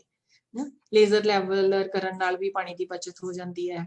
ਤੇ ਜਾਂ ਫਿਰ ਪ੍ਰੋਪਰ ਇਰੀਗੇਸ਼ਨ ਦੇ ਜਿਹੜੇ ਸਿੰਚਾਈ ਦੇ ਮੈਥਡ ਹੈ ਉਹ ਵਰਤੀਏ, ਤਾਂ ਕਿ ਜਿਸ ਤਰ੍ਹਾਂ ਮਤਲਬ ਕਿਆਰੇ ਜਿਹੜੇ ਆ ਉਹ ਹਿਸਾਬ ਨਾਲ ਬਣਾਈਏ ਕਿ ਪਾਣੀ ਦੀ ਜਿਹੜੀ ਸਾਡੀ ਖਪਤ ਹੈ ਉਹ ਘਟ ਸਕੇ। ਤੇ ਬਾਕੀ ਵੱਧ ਤੋਂ ਵੱਧ ਸਪਰੈਡ ਅਵੇਅਰਨੈਸ, ਜਿੰਨੀ ਜ਼ਿਆਦਾ ਜਾਗਰੂਕਤਾ ਫੈਲਾਈ ਜਾ ਸਕਦੀ ਆ, ਉਹ ਜਿਹੜੇ ਲੋਕਾਂ ਨੂੰ ਨਹੀਂ ਵੀ ਪਤਾ ਉਹਨਾਂ ਨੂੰ ਵੀ ਆਪਾਂ ਦੱਸੀਏ, ਤਾਂ ਕਿ ਜਿਹੜੇ ਲੋਕਾਂ ਨੂੰ ਇਹ ਲੱਗਦਾ ਵੀ ਸ਼ਾਇਦ ਪਾਣੀ ਤਾਂ ਥੱਲੇ ਮੁੱਕਣਾ ਹੀ ਨਹੀਂ, ਜਾਂ ਜਿਹੜੀ ਇਹ ਵਾਤਾਵਰਨ 'ਚ ਤਬਦੀਲੀਆਂ ਹੋ ਰਹੀਆਂ ਉਹ ਕੋਈ ਖਾਸ ਨਹੀਂ ਹੈ। ਪਰ ਜਦੋਂ ਆਪਾਂ ਨੂੰ ਉਹਨਾਂ ਨੂੰ ਇਹੋ ਜਿਹੀਆਂ ਚੀਜ਼ਾਂ ਦੱਸਾਂਗੇ ਤਾਂ ਹੀ ਉਹਨਾਂ ਨੂੰ ਪਤਾ ਲੱਗੂਗਾ ਤੇ ਸ਼ਾਇਦ ਉਹ ਥੋੜਾ ਜਿਹਾ ਆਪਣੇ ਆਪ ਨੂੰ ਸੰਭਾਲ ਸਕਦੇ ਆ। ਬਾਕੀ ਜਿਸ ਤਰ੍ਹਾਂ ਕਿ ਇਹ ਸਾਰਾ ਕਲਾਈਮੇਟ ਚੇਂਜ ਦਾ ਜਿਹੜਾ ਕੰਮ ਹੈ ਉਹ ਅਸੀਂ ਮੌਸਮ ਦੀ ਜਿਹੜੀ ਅਗਾਂਹ ਵਧੂ ਜਾਣਕਾਰੀ ਹੈਗੀ ਆ ਉਹਦੇ ਬਾਰੇ ਵੀ ਗੱਲ ਕਰਾਂਗੇ ਕਿ ਉਹ ਅਸੀਂ ਕਿਸ ਤਰ੍ਹਾਂ ਯੂਨੀਵਰਸਿਟੀ ਵੱਲੋਂ ਰਿਲੀਜ਼ ਕਰਦੇ ਹਾਂ ਤੇ ਕਿਸਾਨਾਂ ਤੱਕ ਪਹੁੰਚਦੀ ਕਰਦੇ ਹਾਂ, ਤਾਂ ਕਿ ਜੇ ਸਾਨੂੰ ਮੌਸਮ ਦੀ ਜਾਣਕਾਰੀ ਦਾ ਪਹਿਲਾਂ ਪਤਾ ਹੋਵੇ ਤਾਂ ਉਹਦੇ ਹਿਸਾਬ ਨਾਲ ਜਿਹੜੀ ਹੈ ਖੇਤੀਬਾੜੀ ਦਾ ਜਿਹੜੀ ਖੇਤੀ ਧੰਦਿਆਂ ਨੂੰ ਉਲੀਕਿਆ ਜਾ ਸਕਦਾ। ਸੋ ਉਹਦੇ ਵਿੱਚ ਅਸੀਂ ਇੱਕ ਬੁਲੇਟਿਨ ਤਿਆਰ ਕਰਦੇ ਹਾਂ ਹਰ ਮੰਗਲਵਾਰ ਤੇ ਸ਼ੁੱਕਰਵਾਰ, ਜਿਹੜਾ ਕਿ ਅਸੀਂ ਕਿਸਾਨਾਂ ਤੱਕ ਪਹੁੰਚਦਾ ਕਰਦੇ ਹਾਂ, ਤਾਂ ਕਿ ਜੇ ਸਾਨੂੰ ਪਤਾ ਹੋਵੇ ਕਿ ਬਾਰਿਸ਼ ਆਉਣ ਵਾਲੀ ਹੈ ਤਾਂ ਆਪਾਂ ਪਾਣੀ ਨੂੰ ਵੀ ਬਚਾ ਸਕਦੇ ਹੈਗੇ ਆ। ਤੇ ਉਸ ਤੋਂ ਬਾਅਦ ਆਪਾਂ ਮਤਲਬ ਜਿਵੇਂ ਹੁਣ ਆਪਾਂ ਪਾਣੀ ਲੱਗਿਆ ਉਧਰੋਂ ਬਾਰਿਸ਼ ਆ ਜੇ, ਬਾਰਿਸ਼ ਪਾਣੀ ਲੱਗਿਆ ਹੋਵੇ ਤੇ ਬਾਰਿਸ਼ ਆ ਜੇ ਤਾਂ ਉਹਦਾ ਦੂਰਾ ਨੁਕਸਾਨ ਹੈ। ਇੱਕ ਤਾਂ ਪਾਣੀ ਦਾ ਨੁਕਸਾਨ ਹੈ, ਦੂਜਾ ਸਾਡੀ ਫਸਲ ਨੂੰ ਨੁਕਸਾਨ ਹੈ। ਸੋ ਇਸ ਤਰ੍ਹਾਂ ਦੀਆਂ ਜੇ ਸਾਡੇ ਕੋਲ ਪਹਿਲਾਂ ਥੋੜੀਆਂ ਬਹੁਤੀਆਂ ਅਗਾਂਹ-ਵਧੂ ਜਾਣਕਾਰੀਆਂ ਹੋਣਗੀਆਂ ਤਾਂ ਆਪਾਂ ਕਾਫੀ ਹੱਦ ਤੱਕ ਉਹਨੂੰ ਬਚਾ ਸਕਦੇ ਹਾਂ। ਸੋ ਜਿਹੜਾ ਮੌਸਮ ਦਾ ਸਾਡੇ ਕੋਲ ਅਗਾਂਹ-ਵਧੂ ਜਾਣਕਾਰੀ ਹੈ, ਉਹ ਇੱਕੋ ਇੱਕ ਨੋਡਲ ਏਜੰਸੀ ਜਿਹੜੀ ਇੰਡੀਆ ਦੇ ਵਿੱਚ ਕੰਮ ਕਰਦੀ ਹੈਗੀ ਹੈ, ਜਿਹਨੂੰ ਕਿ ਆਪਾਂ ਕਹਿੰਦੇ ਹਾਂ ਭਾਰਤ ਮੌਸਮ ਵਿਗਿਆਨ ਵਿਭਾਗ, ਉੱਥੋਂ ਜਿਹੜੀ ਸਾਰੀ ਜਾਣਕਾਰੀ ਹੈਗੀ ਹੈ ਉਹ ਜਾਰੀ ਕੀਤੀ ਜਾਂਦੀ ਹੈ। ਮਤਲਬ ਕਿ PAU ਆਪਣੇ ਲੈਵਲ ਤੇ ਆਪਾਂ ਜੇ ਕਹੀਏ ਤਾਂ ਸਾਡੀ ਜਿਹੜੀ ਯੂਨੀਵਰਸਿਟੀ ਹੈ ਉਹ ਅਸੀਂ ਜਿਹੜੀ ਮੌਸਮ ਦੀ ਅਗਾਂਹ ਜਾਣਕਾਰੀ ਹੈ ਉਹਨੂੰ ਜਨਰੇਟ ਨਹੀਂ ਕਰਦੇ, ਅਸੀਂ ਉਹਨੂੰ ਅੱਗੋਂ ਪਹੁੰਚਦੀ ਕਰਦੇ ਹਾਂ, ਕਿਉਂਕਿ ਸਾਡੇ ਕੋਲ ਇੱਥੇ ਕੋਈ ਵੀ ਇਸ ਤਰ੍ਹਾਂ ਦੀ ਫੈਸਿਲਿਟੀ ਨਹੀਂ ਹੈਗੀ ਜਿਹਦੇ ਨਾਲ ਅਸੀਂ ਮੌਸਮ ਦੀ ਜਾਣਕਾਰੀ ਲੈ ਸਕਦੇ ਹਾਂ। ਪਰ ਸਾਡੇ ਕੋਲ ਜਦੋਂ ਜਿਹੜੀ ਨੋਡਲ ਏਜੰਸੀ ਹੈਗੀ ਹੈ ਭਾਰਤ ਮੌਸਮ ਵਿਗਿਆਨ ਵਿਭਾਗ, ਉੱਥੋਂ ਹੀ ਸਾਰੀ ਜਾਣਕਾਰੀ ਆਉਂਦੀ ਹੈ, ਸਾਰੇ ਦੇਸ਼ ਨੂੰ ਹੀ ਉੱਥੋਂ ਆਉਂਦੀ ਹੈ। ਕੋਈ ਵੀ ਮਤਲਬ ਯੂਨੀਵਰਸਿਟੀ ਜਾਂ ਇੰਸਟੀਚਿਊਟ, ਕੋਈ ਵੀ ਸੰਸਥਾ ਆਪਣੇ ਲੈਵਲ ਤੇ ਜਿਹੜੀ ਮੌਸਮ ਦੀ ਜਾਣਕਾਰੀ ਇਕੱਠੀ ਮਤਲਬ ਜਨਰੇਟ ਨਹੀਂ ਕਰ ਸਕਦੀ, ਪੈਦਾ ਨਹੀਂ ਕਰ ਸਕਦੀ, ਸਿਰਫ ਉੱਥੋਂ ਹੀ ਆਉਂਦੀ ਹੈ ਨੋਡਲ ਏਜੰਸੀ ਤੋਂ, ਤੇ ਅੱਗੋਂ ਅਸੀਂ ਵੱਖ-ਵੱਖ ਸਾਧਨਾਂ ਰਾਹੀਂ ਜਿਹੜੀ ਹੈ ਕਿਸਾਨਾਂ ਤੱਕ ਪਹੁੰਚਦੀ ਕਰਦੇ ਹਾਂ। ਜਿਵੇਂ ਹੁਣ ਸਾਡੇ ਕੋਲ PAU ਦਾ ਸੈਂਟਰ ਹੈਗਾ, ਉੱਥੇ ਸਾਡੇ ਕੋਲ ਜਿਹੜੇ ਮੌਸਮ ਵਿਗਿਆਨੀ ਨੇ, ਫਿਰ ਅਸੀਂ ਉੱਥੇ ਜਿਹੜੀ ਸਾਡੇ ਕੋਲ ਮੌਸਮ ਦੀ ਭਵਿੱਖਬਾਣੀ ਆਉਂਦੀ ਹੈ ਉਹਦੇ ਹਿਸਾਬ ਨਾਲ ਅਸੀਂ ਵੱਖ-ਵੱਖ ਜਿਹੜੇ ਸਾਡੇ ਕੋਲ ਖੇਤੀਬਾੜੀ ਮਾਹਰ ਨੇ, ਜਿਵੇਂ ਪੌਦਾ ਰੂਪ ਮਾਹਰ ਹੈ, ਕੀਟ ਵਿਗਿਆਨ ਮਾਹਰ ਹੈ, ਫਸਲ ਵਿਗਿਆਨ ਹੈ ਜਾਂ ਭੂਮੀ ਵਿਗਿਆਨ, ਉਹਨਾਂ ਸਾਰਿਆਂ ਨਾਲ ਸਲਾਹ ਕਰਕੇ ਇੱਕ ਬੁਲੇਟਿਨ ਬਣਾ ਲੈਂਦੇ ਹਾਂ ਕਿ ਜੇ ਇਸ ਤਰ੍ਹਾਂ ਦਾ ਮੌਸਮ ਰਹੂਗਾ ਆਉਣ ਵਾਲੇ 3-4 ਦਿਨਾਂ ਦੇ ਵਿੱਚ ਤਾਂ ਸਾਨੂੰ ਕਿਸਾਨਾਂ ਨੂੰ ਕੀ ਸਲਾਹ ਦੇਣੀ ਚਾਹੀਦੀ ਹੈ। ਸੋ ਉਸ ਅਸੀਂ ਬੁਲੇਟਿਨ ਨੂੰ ਫਿਰ ਤਿਆਰ ਕਰਕੇ ਕਮਿਊਨੀਕੇਸ਼ਨ ਸੈਂਟਰ ਦੇ ਥਰੂ ਪ੍ਰੈਸ, ਰੇਡੀਓ, ਟੈਲੀਵਿਜ਼ਨ ਸਾਰਿਆਂ ਨੂੰ ਪਹੁੰਚਦੀ ਕਰਦੇ ਹਾਂ। ਸੋ ਇਸ ਤਰ੍ਹਾਂ ਦਾ ਜਿਹੜਾ ਬੁਲੇਟਿਨ ਹੈ ਉਹ 2 ਭਾਸ਼ਾ ਦੇ ਵਿੱਚ ਬਣਾਇਆ ਜਾਂਦਾ, ਇੰਗਲਿਸ਼ ਦੇ ਵਿੱਚ ਵੀ, ਪੰਜਾਬੀ ਦੇ ਵਿੱਚ ਵੀ, ਜਿਹਦੇ ਵਿੱਚ ਕਿ ਆਉਣ ਵਾਲੇ ਦਿਨਾਂ ਦੇ ਵਿੱਚ ਮੌਸਮ ਦੀ ਦੱਸੀ ਜਾਂਦੀ ਹੈ ਕਿ ਤਾਪਮਾਨ ਕਿਸ ਤਰ੍ਹਾਂ ਦਾ ਰਹੂਗਾ, ਬਾਰਿਸ਼ ਰਹੇਗੀ ਕਿ ਡਰਾਈ ਵੈਦਰ ਰਹੂਗਾ। ਤੇ ਇਹ ਜਿਹੜੀ ਹੈ ਹਫ਼ਤੇ 'ਚ 2 ਵਾਰੀ, ਮੰਗਲਵਾਰ ਤੇ ਸ਼ੁੱਕਰਵਾਰ, ਦੋਨੋਂ ਭਾਸ਼ਾਵਾਂ ਦੇ ਵਿੱਚ ਬਣਾਈ ਜਾਂਦੀ ਹੈ, ਜਿਹਦੇ ਵਿੱਚ ਕਿ ਅਸੀਂ ਸਾਰੀਆਂ ਜਿਹੜੀਆਂ ਫਸਲਾਂ ਨੇ ਉਹਨਾਂ ਬਾਰੇ ਜਾਣਕਾਰੀ ਸਾਂਝੀ ਕਰਦੇ ਹਾਂ। ਇਸੇ ਤਰ੍ਹਾਂ ਹੀ ਅਸੀਂ ਇੱਕ ਸ਼ਾਰਟ ਮੈਸੇਜ ਵੀ ਜਿਹੜੇ ਆ ਕਿਸਾਨਾਂ ਨੂੰ ਭੇਜਦੇ ਕਰਦੇ ਹਾਂ। ਤਾਂ ਸਾਡੇ ਕੋਲ ਮਤਲਬ ਤਕਰੀਬਨ ਸਾਲ ਦੇ ਵਿੱਚ ਅਸੀਂ 100 ਮੈਸੇਜ ਜਿਹੜੇ ਆ ਉਹ ਭੇਜਦੇ ਹਾਂ, ਜਿਹਦੇ ਵਿੱਚ ਕਿ ਸਾਡੇ ਕੋਲ 100-200 ਵਰਡਸ ਦੀ ਲਿਮਿਟ ਹੁੰਦੀ ਹੈ। ਉਹਦੇ 'ਚ ਅਸੀਂ ਦੱਸਦੇ ਹਾਂ ਕਿ ਇਸ ਤਰ੍ਹਾਂ ਦਾ ਜਿਹੜਾ ਮੌਸਮ ਆਉਣ ਵਾਲੇ ਦਿਨਾਂ 'ਚ ਰਹੂਗਾ ਤੇ ਕੀ ਜਿਹੜਾ ਆਪਾਂ ਨੂੰ ਸਾਵਧਾਨੀਆਂ ਵਰਤਣੀਆਂ ਚਾਹੀਦੀਆਂ ਜਾਂ ਕਿਹੜੇ ਧੰਦੇ ਜਿਹੜੇ ਆ ਉਹ ਕਿਸਾਨ ਕਰ ਸਕਦੇ ਆ। ਸੋ ਇਹ ਜਿਹੜਾ ਮੌਸਮ ਦਾ ਜਿਹੜਾ ਛੋਟਾ ਮੈਸੇਜ ਹੈਗਾ, ਸੰਦੇਸ਼ ਹੈ, ਇਹ ਕਿਸਾਨਾਂ ਦੇ ਮੋਬਾਈਲ ਤੇ ਅਸੀਂ ਭੇਜਦੇ ਹਾਂ ਇੱਕ ਟੈਕਸਟ ਮੈਸੇਜ ਦੇ ਹਿਸਾਬ ਦੇ ਨਾਲ। ਸੋ ਉਹ ਜਿਹੜਾ ਵੀ ਫਾਰਮਰ ਇਹਦੇ ਨਾਲ ਰਜਿਸਟਰ ਹੁੰਦਾ ਆ, ਉਹ ਆਪਣਾ ਰਜਿਸਟ੍ਰੇਸ਼ਨ ਇੱਥੇ ਕਰਦਾ ਪੋਰਟਲ ਦੇ ਉੱਪਰ, ਜਾਂ ਸਾਡੇ ਕੋਲ PA ਦੀ ਵੈਬਸਾਈਟ ਦੇ ਉੱਪਰ ਵੀ ਰਜਿਸਟ੍ਰੇਸ਼ਨ ਹੈਗੀ ਹੈ। ਸੋ ਉਹ ਜਦੋਂ ਰਜਿਸਟ੍ਰੇਸ਼ਨ ਹੋ ਜਾਂਦੀ ਹੈ, ਉਸ ਤੋਂ ਬਾਅਦ ਉਹ ਫਾਰਮਰ ਸਾਡੇ ਨਾਲ ਜੁੜ ਜਾਂਦਾ, ਜਿਹੜਾ ਕਿਸਾਨ ਹੈਗਾ, ਉਹ ਫਿਰ ਕਿਸਾਨ ਦੇ ਜਿਹੜੇ ਫੋਨ ਦੇ ਉੱਪਰ ਉਹ ਮੈਸੇਜ ਚਲਾ ਜਾਂਦਾ। ਇਸੇ ਤਰ੍ਹਾਂ ਹੀ ਅਸੀਂ ਜਿਹੜੀਆਂ ਅਲੱਗ-ਅਲੱਗ ਸਾਡੇ ਕੋਲ ਵੈਬਸਾਈਟਸ ਨੇ, ਉਹਨਾਂ ਤੇ ਵੀ ਅਸੀਂ ਇਹ ਸਾਰੇ ਬੁਲੇਟਿਨ ਜਿਹੜੇ ਅਪਡੇਟ ਕਰਦੇ ਹਾਂ। ਇਸੇ ਤਰ੍ਹਾਂ ਜਿਹੜੀ PAU ਦੀ ਵੈਬਸਾਈਟ ਹੈਗੀ ਹੈ, ਜਿਸ ਤਰ੍ਹਾਂ ਤੁਸੀਂ ਆਹ ਦੇਖ ਸਕਦੇ ਆ, ਇੱਥੇ ਵੀ ਮੌਸਮ ਦੀ ਜਾਣਕਾਰੀ ਦਿੱਤੀ ਜਾਂਦੀ ਹੈ। ਇਹਦਾ ਜਿਹੜਾ ਖੱਬਾ ਮਤਲਬ ਹਿੱਸੇ ਦੇ ਉੱਪਰ ਇੱਥੇ ਮੌਸਮ ਦੀ ਜਾਣਕਾਰੀ ਵੀ ਹੈ ਤੇ ਖੇਤੀ ਸਲਾਹ ਵੀ ਹੈ, ਉਹ ਦਿੱਤੀ ਜਾਂਦੀ ਹੈ। ਇਸ ਤਰ੍ਹਾਂ ਹੀ ਅਸੀਂ ਜਿਹੜਾ ਡੇਲੀ ਵੈਦਰ ਹੈ, ਜਿਵੇਂ ਰੋਜ਼ਾਨਾ ਜਿਹੜਾ ਡਾਟਾ ਹੁੰਦਾ ਸਾਡੇ ਕੋਲ ਆਪਣੀ ਆਬਜ਼ਰਵੇਟਰੀ ਦਾ, ਉਹ ਵੀ ਅਸੀਂ ਜਿਹੜੀ PAU ਦੀ ਵੈਬਸਾਈਟ ਉਹਦੇ ਉੱਪਰ ਡਿਸਪਲੇ ਕਰਦੇ ਹਾਂ। ਔਰ ਇੱਥੇ ਤੁਸੀਂ ਕਲਿੱਕ ਕਰੋਗੇ ਤੇ ਸਾਰਾ ਤੁਹਾਨੂੰ ਦਿਖ ਜਾਏਗਾ। ਇਹ 5 ਸਟੇਸ਼ਨਾਂ ਦਾ ਡਾਟਾ ਇੱਥੇ ਅਪਲੋਡ ਕੀਤਾ ਜਾਂਦਾ ਹੈ ਕਿ ਉਸ ਦਿਨ ਪਰਟੀਕੂਲਰ ਡੇ ਨੂੰ ਕੀ ਜਿਹੜਾ ਉਹ ਰਿਹਾ। ਬਾਕੀ ਅਸੀਂ TV ਚੈਨਲਸ ਦੇ ਥਰੂ, ਨਿਊਜ਼ਪੇਪਰ ਦੇ ਥਰੂ ਵੀ ਅਸੀਂ ਜਿਹੜੇ ਇਹ ਮੈਸੇजेस ਨੇ ਜਾਂ ਜੋ ਸਾਡੀਆਂ ਕੋਈ ਨਵੀਂ ਜਾਣਕਾਰੀ ਹੁੰਦੀ ਹੈ ਜਾਂ ਆਉਣ ਵਾਲੀ ਸਲਾਹ ਹੁੰਦੀ ਹੈ, ਉਹ ਕਿਸਾਨਾਂ ਨਾਲ ਸਾਂਝੀ ਕਰਦੇ ਰਹਿੰਦੇ ਹਾਂ। ਇਸੇ ਤਰ੍ਹਾਂ ਹੀ ਜਿਹੜੀ PAU ਦੀ ਸਾਡੇ ਕੋਲ ਇੱਕ ਪੋਰਟਲ ਬਣਿਆ, ਕਿਸਾਨ ਪੋਰਟਲ, ਉੱਥੇ ਵੀ ਜਿਹੜੀ ਮੌਸਮ ਦੀ ਜਾਣਕਾਰੀ ਆ ਜਾਂ ਸਲਾਹ ਆ ਉਹ ਦਿੱਤੀ ਜਾਂਦੀ ਹੈ। ਇਸੇ ਤਰ੍ਹਾਂ ਹੀ ਤੁਸੀਂ ਦੇਖ ਸਕਦੇ ਹੋ ਕਿ ਇੱਥੇ ਹਰ ਤਰ੍ਹਾਂ ਦੀ ਜਿਹੜੀ ਜਾਣਕਾਰੀ ਹੈ, ਫਸਲਾਂ ਬਾਰੇ, ਮਸ਼ੀਨਰੀ ਬਾਰੇ, ਵਣ ਖੇਤੀ ਬਾਰੇ, ਸਹਾਇਕ ਧੰਦਿਆਂ ਬਾਰੇ, ਫੁੱਲਾਂ ਬਾਰੇ ਜਾਂ ਸਬਜ਼ੀਆਂ ਬਾਰੇ, ਫਿਰ ਬੀਜ ਕਿਹੜੇ ਬੀਜ ਮਿਲਦੇ ਆ, ਪ੍ਰਕਾਸ਼ਨਾਵਾਂ ਬਾਰੇ, ਤੇ ਕਿਸਾਨ ਬੀਬੀਆਂ ਲਈ ਜਾਂ ਜਿਹੜੇ ਕੋਈ ਸਿਖਲਾਈ ਕੋਰਸ ਨੇ ਉਹਦੇ ਬਾਰੇ, ਮਤਲਬ ਇਹ ਹਰ ਤਰ੍ਹਾਂ ਦੀ ਜਾਣਕਾਰੀ ਤੁਸੀਂ ਪੋਰਟਲ ਤੋਂ ਲੈ ਸਕਦੇ ਆ। ਸੋ ਇਹਦੇ ਦੇ ਵੀ ਤੁਸੀਂ ਦੇਖ ਸਕਦੇ ਹੋ ਕਿ 3 ਲੱਖ ਤੋਂ ਜ਼ਿਆਦਾ ਲੋਕ ਜਿਹੜੇ ਆ ਇਹ ਜੁੜੇ ਹੋਏ ਆ ਕਿਸਾਨ ਪੋਰਟਲ ਦੇ ਨਾਲ। ਇਸੇ ਤਰ੍ਹਾਂ ਹੀ ਸਾਡੇ ਇੱਥੇ ਇੱਕ ਹਫ਼ਤਾਵਾਰੀ ਜਿਹੜਾ ਫੇਸਬੁੱਕ ਪ੍ਰੋਗਰਾਮ ਚੱਲਦਾ ਯੂਨੀਵਰਸਿਟੀ ਦਾ PAU ਲਾਈਵ, ਉਹਦੇ ਵਿੱਚ ਵੀ ਤੁਸੀਂ ਜੁਆਇਨ ਕਰ ਸਕਦੇ ਆ। ਹਰ ਬੁੱਧਵਾਰ ਨੂੰ 11 ਵਜੇ ਸ਼ੁਰੂ ਹੁੰਦਾ ਤੇ ਉਹਦੇ ਵਿੱਚ ਹਰ ਤਰ੍ਹਾਂ ਦੀ ਮਤਲਬ ਜਾਣਕਾਰੀ ਜਿਹੜੀ ਹੈ, ਜਿਹੜੇ ਸਾਡੇ ਯੂਨੀਵਰਸਿਟੀ ਦੇ ਮਾਹਰ ਨੇ ਉਹ ਦਿੰਦੇ ਨੇ। ਤੇ ਉਹ ਜਿਹੜੇ ਵੀ ਕਿਸਾਨ ਉਸ ਟਾਈਮ ਤੇ ਲਾਈਵ ਹੋਏ ਹੁੰਦੇ ਆ, ਜਾਂ ਜੋ ਕਿਸਾਨ ਵੀ ਜਾਂ ਕੋਈ ਵੀ ਜਿਹੜਾ ਖੇਤੀ ਨਾਲ ਮਤਲਬ ਉਹਦੇ 'ਚ ਇੰਟਰਸਟ ਰੱਖਣ ਵਾਲਾ ਬੰਦਾ ਹੈ, ਜਿਹਨਾਂ ਵੀ ਉੱਥੇ ਜੁੜ ਸਕਦਾ ਹੈ ਤੇ ਆਪਣਾ ਕੋਈ ਕੁਐਸਚਨ ਹੈ ਉਹ ਵੀ ਪੁੱਛ ਸਕਦੇ ਆ, ਤੇ ਬਾਕੀ ਜਿਹੜੇ ਮਾਹਰ ਆਏ ਹੁੰਦੇ ਆ ਉਹਨਾਂ ਨਾਲ ਗੱਲਬਾਤ ਕੀਤੀ ਜਾ ਸਕਦੀ ਹੈ। ਇਸੇ ਤਰ੍ਹਾਂ ਹੀ ਸਾਡੇ ਕੋਲ ਇੱਕ PAU ਕਿਸਾਨ ਐਪ ਬਣੀ ਹੋਈ ਹੈ, ਉਹਦੇ ਵਿੱਚ ਵੀ ਅਸੀਂ ਹਰ ਤਰ੍ਹਾਂ ਦੀ ਜਿਹੜੀ ਜਾਣਕਾਰੀ ਹੈ, ਜਿਸ ਤਰ੍ਹਾਂ ਕਿ ਆਪਾਂ ਪਿੱਛੇ ਪੋਰਟਲ ਤੇ ਦੇਖਿਆ, ਉਸ ਤੋਂ ਵੀ ਜ਼ਿਆਦਾ ਉਹਦੇ ਵਿੱਚ ਕਈ ਚੀਜ਼ਾਂ ਐਡ ਅਪ ਹੋਈਆਂ ਨੇ। ਉੱਥੇ ਵੀ ਅਸੀਂ ਜਿਹੜੀ ਮੌਸਮ ਦੀ ਜ਼ਿਲ੍ਹੇਵਾਰ ਜਾਣਕਾਰੀ ਵੀ ਦਿੰਦੇ ਹਾਂ, ਤੇ ਆ ਸਾਡੀ ਜਿਹੜੀ ਐਡਵਾਈਜ਼ਰੀ ਹੈ ਪੰਜਾਬੀ ਦੇ ਵਿੱਚ ਤੇ ਇੰਗਲਿਸ਼ ਦੇ ਵਿੱਚ, ਉਹ ਵੀ ਹਰ ਮੰਗਲਵਾਰ ਤੇ ਸ਼ੁੱਕਰਵਾਰ ਨੂੰ ਅਪਡੇਟ ਕੀਤੀ ਜਾਂਦੀ ਹੈ। ਜਿਹੜਾ ਵੀ ਕੋਈ PAU ਕਿਸਾਨ ਐਪ ਡਾਊਨਲੋਡ ਕਰੇਗਾ, ਉਹ ਆਪਾਂ ਸਾਰੀ ਜਿਹੜੀ ਇਹ ਜਾਣਕਾਰੀ ਹੈ ਉਹਨੂੰ ਮਤਲਬ ਫ੍ਰੀ ਆਫ ਕਾਸਟ ਦੇਖ ਸਕਦਾ ਹੈ। ਇਹਦੇ ਵਿੱਚ ਵੀ ਸਾਡੇ ਕੋਲ 50,000 ਤੋਂ ਜ਼ਿਆਦਾ ਤੱਕ ਜਿਹੜੇ ਯੂਜ਼ਰਸ ਨੇ ਉਹ ਜੁੜ ਚੁੱਕੇ ਹੋਏ ਨੇ। ਇੱਕ ਸਾਡੇ ਕੋਲ ਬਹੁਤ ਹੀ ਵਧੀਆ ਜਿਹੜਾ ਡਿਜੀਟਲ ਅਖਬਾਰ ਅਸੀਂ ਜਾਰੀ ਕੀਤਾ ਹੈ, ਸਾਡੇ ਕੋਲ 3 ਸਾਲ ਹੋ ਗਏ ਲਗਾਤਾਰ ਅਸੀਂ ਹਰ ਬੁੱਧਵਾਰ ਇਹਨੂੰ ਜਾਰੀ ਕਰਦੇ ਹਾਂ। ਇਹਦੇ ਵਿੱਚ ਵੀ ਹਰ ਤਰ੍ਹਾਂ ਦੀ ਜਿਹੜੀ ਜਾਣਕਾਰੀ ਹੈ ਯੂਨੀਵਰਸਿਟੀ ਨਾਲ ਰਿਲੇਟਡ, ਜਿਵੇਂ ਕਿ ਆਉਣ ਵਾਲਾ ਕੋਈ ਇਵੈਂਟ ਹੈਗਾ, ਜਿਵੇਂ ਹੁਣ ਕਿਸਾਨ ਮੇਲੇ ਆਣੇ ਆ ਜਾਂ ਕੋਈ ਵਰਕਸ਼ਾਪ ਆਣੀ ਹੈ, ਉਹਦੀ ਜਿਹੜੀ ਜਾਣਕਾਰੀ ਹੈ ਉਹ ਅਸੀਂ ਸਾਂਝੀ ਕਰਦੇ ਹਾਂ। ਫਿਰ ਜੋ ਵੀ ਐਡਵਾਈਜ਼ਰੀ ਲੇਟੈਸਟ ਹੁੰਦੀ ਹੈ, ਜਿਵੇਂ ਹੁਣ ਕਿ ਕਣਕ ਦੀ ਫਸਲ ਹੈ, ਉਹਦੇ ਤੇ ਜੇ ਕਿਸੇ ਤੇਲੇ ਦਾ ਕੋਈ ਅਸਰ ਹੋਣ ਵਾਲਾ ਹੈ ਜਾਂ ਪੀਲੀ ਕੁੰਗੀ ਲਈ ਅਸੀਂ ਕੋਈ ਐਡਵਾਈਜ਼ਰੀ ਜਾਰੀ ਕਰਨੀ ਹੈ। ਇਸੇ ਤਰ੍ਹਾਂ ਜਦੋਂ ਝੋਨੇ ਦਾ ਸੀਜ਼ਨ ਆਉਂਦਾ, ਝੋਨੇ ਬਾਰੇ, ਕਿਸੇ ਵੀ ਫਸਲ ਬਾਰੇ, ਸਬਜ਼ੀਆਂ ਬਾਰੇ, ਉਹ ਅਸੀਂ ਹਰ ਤਰ੍ਹਾਂ ਦੀ ਜਾਣਕਾਰੀ ਇਹਦੇ 'ਚ ਦਿੰਦੇ ਹਾਂ। ਫਿਰ ਇਹਦੇ ਵਿੱਚ ਮੌਸਮ ਬਾਰੇ ਵੀ 2 ਅਸੀਂ ਪੇਜ ਛਾਪਦੇ ਹੈਗੇ ਆ, ਜਿਹਦੇ 'ਚ ਕੀ ਇਹ ਮੌਸਮ ਦੱਸਿਆ ਜਾਂਦਾ ਹੈ ਇਸ ਟਾਈਪ ਨਾਲ, ਫਿਰ ਉਵੇਂ ਹੀ ਉਹਦੀ ਜਿਹੜੀ ਭਵਿੱਖਬਾਣੀ ਦੱਸੀ ਜਾਂਦੀ ਹੈ ਤੇ ਐਡਵਾਈਜ਼ਰੀ ਦੱਸੀ ਜਾਂਦੀ ਹੈ। ਸੋ ਇਹ ਜਿਹੜਾ ਖੇਤੀ ਸੰਦੇਸ਼ ਸਾਡਾ ਮੈਗਜ਼ੀਨ ਹੈ, ਹਰ ਬੁੱਧਵਾਰ ਨੂੰ ਅਸੀਂ ਰਿਲੀਜ਼ ਕਰਦੇ ਹਾਂ, ਤੇ ਮਤਲਬ ਬਹੁਤ ਹੀ ਵਧੀਆ ਸਾਨੂੰ ਇਹਦਾ ਰਿਸਪੌਂਸ ਮਿਲ ਰਿਹਾ ਹੈਗਾ। ਸਾਡੇ ਕੋਲ 5 ਲੱਖ ਕੀ ਹੁਣ ਤਾਂ ਸਾਡੇ ਕੋਲ 8-9 ਲੱਖ ਤੱਕ ਜਿਹੜੇ ਬੰਦੇ ਇਹਦੇ ਨਾਲ ਜੁੜ ਚੁੱਕੇ ਨੇ।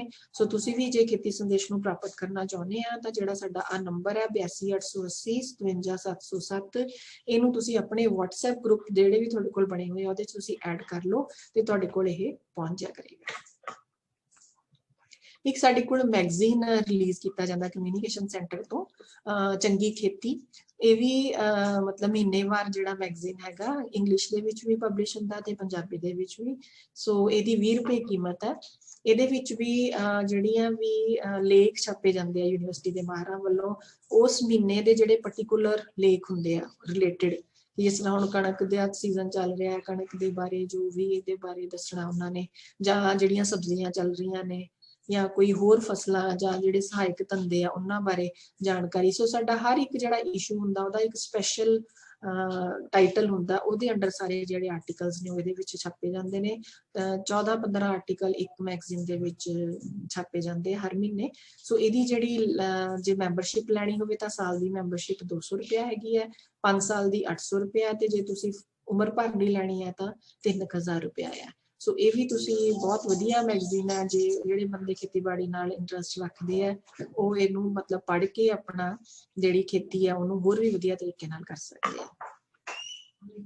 ਸੋ ਬਾਕੀ ਅਸੀਂ ਆ ਸਾਰੇ ਡਿਸੈਮੀਨੇਸ਼ਨਸ ਜਿਵੇਂ ਅਸੀਂ ਕਰਦੇ ਆ ਨਿਊਜ਼ਪੇਪਰ ਦੇ ਥਰੂ, ਰੇਡੀਓ ਦੇ, TV ਦੇ ਥਰੂ, ਜਾਂ ਮੋਬਾਈਲ ਫੋਨ ਤੇ ਅੱਜ ਕੱਲ੍ਹ SMS ਵੀ ਕੀਤੇ ਜਾਂਦੇ ਆ ਹਨਾ। ਸੋ ਜਾਂ ਫਿਰ ਅਸੀਂ ਆਪਾਂ ਕਹਿ ਸਕਦੇ ਹਾਂ ਕਿ ਅਵੇਅਰਨੈਸ ਪ੍ਰੋਗਰਾਮ ਵੀ ਅਸੀਂ ਲਾਉਂਦੇ ਆ ਜਗ੍ਹਾ ਪਿੰਡਾਂ ਤੇ ਜਾ ਕੇ, ਤਾਂ ਕਿ ਉਹਦੇ ਵਿੱਚ ਵੀ ਜਿੰਨਾ ਵੀ ਕਿਸਾਨਾਂ ਨਾਲ ਰਾਬਤਾ ਕਾਇਮ ਕੀਤਾ ਜਾ ਸਕੇ ਉਹ ਅਸੀਂ ਕਰਦੇ ਹਾਂ। So thank you. ਮੈਨੂੰ ਲੱਗਦਾ ਕਿ ਆਪਾਂ ਕਾਫੀ ਜਿਹੜੀ ਜਾਣਕਾਰੀ ਹੈ ਉਹ ਤੁਹਾਡੇ ਨਾਲ ਸ਼ੇਅਰ ਕੀਤੀ ਹੈ। ਜੇ ਤੁਹਾਡਾ ਕੋਈ ਹੋਰ ਵੀ ਕੁਐਸਚਨ ਹੋਵੇ ਤਾਂ ਆਪਾਂ ਗੱਲ ਕਰ ਸਕਦੇ ਹਾਂ।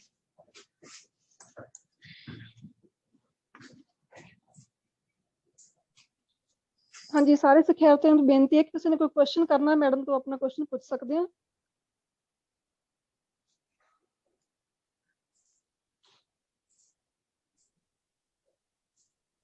ਮੈਮ ਚੰਗੀ ਖੇਤੀ ਦੀ ਆਪਾਂ ਲੈਣੀ ਸੀਗੀ, ਮਤਲਬ ਆਪਾਂ ਨੂੰ ਕੋਰੀਅਰ ਹੋਈ ਜਾਵੇ ਹਰ ਮਹੀਨੇ। ਹਾਂਜੀ ਹਾਂਜੀ, ਉਹਦੇ ਲਈ ਕੋਈ ਨੰਬਰ ਹੈਗਾ ਜਿਨ੍ਹਾਂ ਨਾਲ ਆਪਾਂ ਆਨਲਾਈਨ ਮਤਲਬ ਫੀਸ ਜੋ ਵੀ ਹੈ ਉਹ ਬੈਂਕ ਸਬਮਿਟ ਕਰਵਾ ਦਈਏ ਜਾਂ ਆਨਲਾਈਨ ਟ੍ਰਾਂਸਫਰ ਕਰ ਦਈਏ?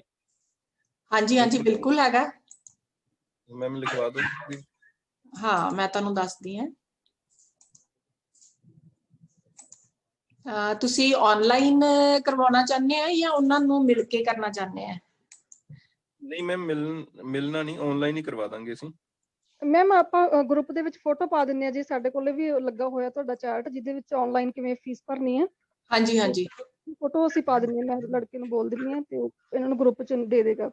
ਹਾਂਜੀ ਹਾਂ ਬਿਲਕੁਲ, ਜਿਹੜੀ ਉਹ ਸਾਡਾ ਪੈਂਫਲੇਟ ਜਿਹਾ ਬਣਿਆ ਹੋਇਆ ਇੱਕ ਹਨਾ, ਉਹਦੇ ਵਿੱਚ ਆਨਲਾਈਨ ਤੁਹਾਡਾ ਮਤਲਬ ਜਿਹੜਾ ਬੈਂਕ ਦਾ ਅਕਾਊਂਟ ਨੰਬਰ ਦਿੱਤਾ ਹੋਇਆ ਯੂਨੀਵਰਸਿਟੀ ਦਾ, ਕੰਟਰੋਲਰ ਦੇ ਨਾਂ ਤੇ ਚੈੱਕ ਬਣੂਗਾ ਜਾਂ ਜੋ ਵੀ ਆਨਲਾਈਨ ਪੇਮੈਂਟ ਹੋਣੀ ਕੰਟਰੋਲਰ ਦੇ ਨਾਮ ਤੇ ਹੋਣੀ ਹੈ, ਤੇ ਉਹਦੇ ਵਿੱਚ ਅਕਾਊਂਟ ਨੰਬਰ ਤੇ IFSC ਕੋਡ ਦਿੱਤਾ ਹੋਇਆ। ਸੋ ਮੈਡਮ ਕਹਿੰਦੇ ਆ ਕਿ ਜਿਵੇਂ ਉਹ ਤੁਹਾਡਾ ਸ਼ੇਅਰ ਕਰ ਲੈਣਗੇ ਤੁਸੀਂ ਉੱਥੇ ਟ੍ਰਾਂਸਫਰ ਕਰ ਸਕਦੇ ਹੋ। ਜਿਵੇਂ ਮੈਂ ਤੁਹਾਨੂੰ ਦੱਸਿਆ ਉਸ ਪੈਂਫਲੇਟ ਦੇ ਵਿੱਚ ਵੀ ਅਸੀਂ ਸਾਰਾ ਕੁਝ ਦੱਸਿਆ ਹੋਇਆ ਕਿ ਜੇ ਤੁਸੀਂ ਐਨੂਅਲ ਲੈਣੀ ਹੈ, ਸਾਲਾਨਾ ਮੈਂਬਰਸ਼ਿਪ ਤਾਂ 200 ਹੈਗੀ ਹੈ, ਤੇ ਜੇ ਤੁਸੀਂ 5 ਸਾਲ ਦੀ ਲੈਣੀ ਹੈ ਤਾਂ 800 ਹੈ। ਤੁਸੀਂ ਉਸ ਹਿਸਾਬ ਨਾਲ ਤੁਸੀਂ ਪੈਸੇ ਟ੍ਰਾਂਸਫਰ ਕਰ ਦੋਗੇ ਤੇ ਸਾਡੇ ਕੋਲ ਰਿਕਾਰਡ ਆ ਜਾਊਗਾ, ਅਸੀਂ ਤੁਹਾਨੂੰ ਰਸੀਦ ਵੀ ਭੇਜ ਦਾਂਗੇ। ਤੁਸੀਂ ਪੂਰਾ ਆਪਣਾ ਪੋਸਟਲ ਐਡਰੈਸ ਉਹਦੇ ਤੇ ਲਿਖਣਾ ਹੈ, ਤੇ ਚਾਹੇ ਤੁਸੀਂ 82,880 ਵਾਲਾ ਨੰਬਰ ਜਿਹੜਾ ਉਹਦੇ ਤੇ ਵੀ ਆਪਣਾ ਭੇਜ ਸਕਦੇ ਆ, ਤੇ ਇਹਦੇ ਨਾਲ ਫਿਰ ਅਸੀਂ ਤੁਹਾਨੂੰ ਉਹ ਮਤਲਬ ਪਹੁੰਚਣਾ ਸ਼ੁਰੂ ਹੋ ਜਾਏਗਾ ਮੈਗਜ਼ੀਨ।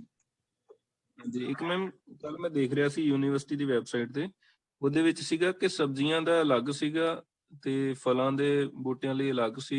ਇਸ ਤਰ੍ਹਾਂ ਦੇ ਹੋਰ ਜਿੰਨੇ ਵੀ ਹੈਗੇ ਨੇ ਮੈਮ ਉਹ ਸਾਰੇ ਤੁਸੀਂ ਭੇਜ ਦਿਓ, ਤਾਂ ਕਿ ਅਸੀਂ ਉਹਨਾਂ ਚੋਂ ਸਿਲੈਕਟ ਕਰਕੇ ਜੋ ਸਾਡੇ ਲਈ ਵਧੀਆ ਨੇ ਅਸੀਂ ਉਹ ਉਹਨਾਂ ਦੀ ਆਪਣਾ ਲੈ ਸਕੀਏ ਮੈਂਬਰਸ਼ਿਪ ਲਈ। ਨਹੀਂ ਕਿਸ ਤਰ੍ਹਾਂ? ਮੈਂ ਕੱਲ ਨਾ PAU ਦੀ ਯੂਨੀਵਰਸਿਟੀ ਵੈਬਸਾਈਟ ਤੇ ਦੇਖ ਰਿਹਾ ਸੀ ਕਿ ਸਭ ਜਿੱਦਾਂ ਵੈਜੀਟੇਬਲ ਗਰੋਅਰਸ ਅਲੱਗ ਮੈਗਜ਼ੀਨ ਹੈ, ਉਹ ਸ਼ਾਇਦ 3 ਮੰਥ ਦੇ ਵਿੱਚ ਇੱਕ ਵਾਰ ਪਬਲਿਸ਼ ਹੁੰਦੀ ਹੈ। ਨਹੀਂ ਜੇ ਤੁਸੀਂ ਸਾਲ ਦੀ ਮੈਂਬਰਸ਼ਿਪ ਲੈਣੇ ਹੋ ਤਾਂ ਤੁਹਾਨੂੰ ਹਰ ਮਹੀਨੇ ਹੀ ਮਿਲੇਗਾ। ਠੀਕ ਹੈ, ਚੰਗੀ ਖੇਤੀ ਹੈ ਨਾ ਜੀ, ਪ੍ਰੋਗਰੈਸਿਵ ਫਾਰਮਿੰਗ ਹੈ।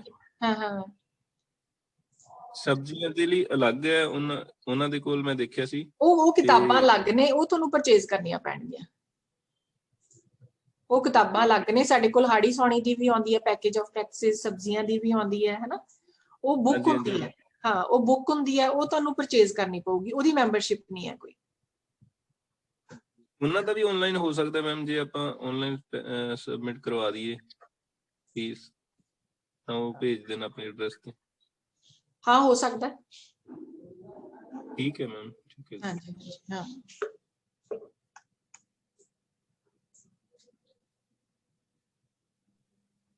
ਹਾਂਜੀ ਹੋਰ ਕੋਈ ਕੁਐਸਚਨ?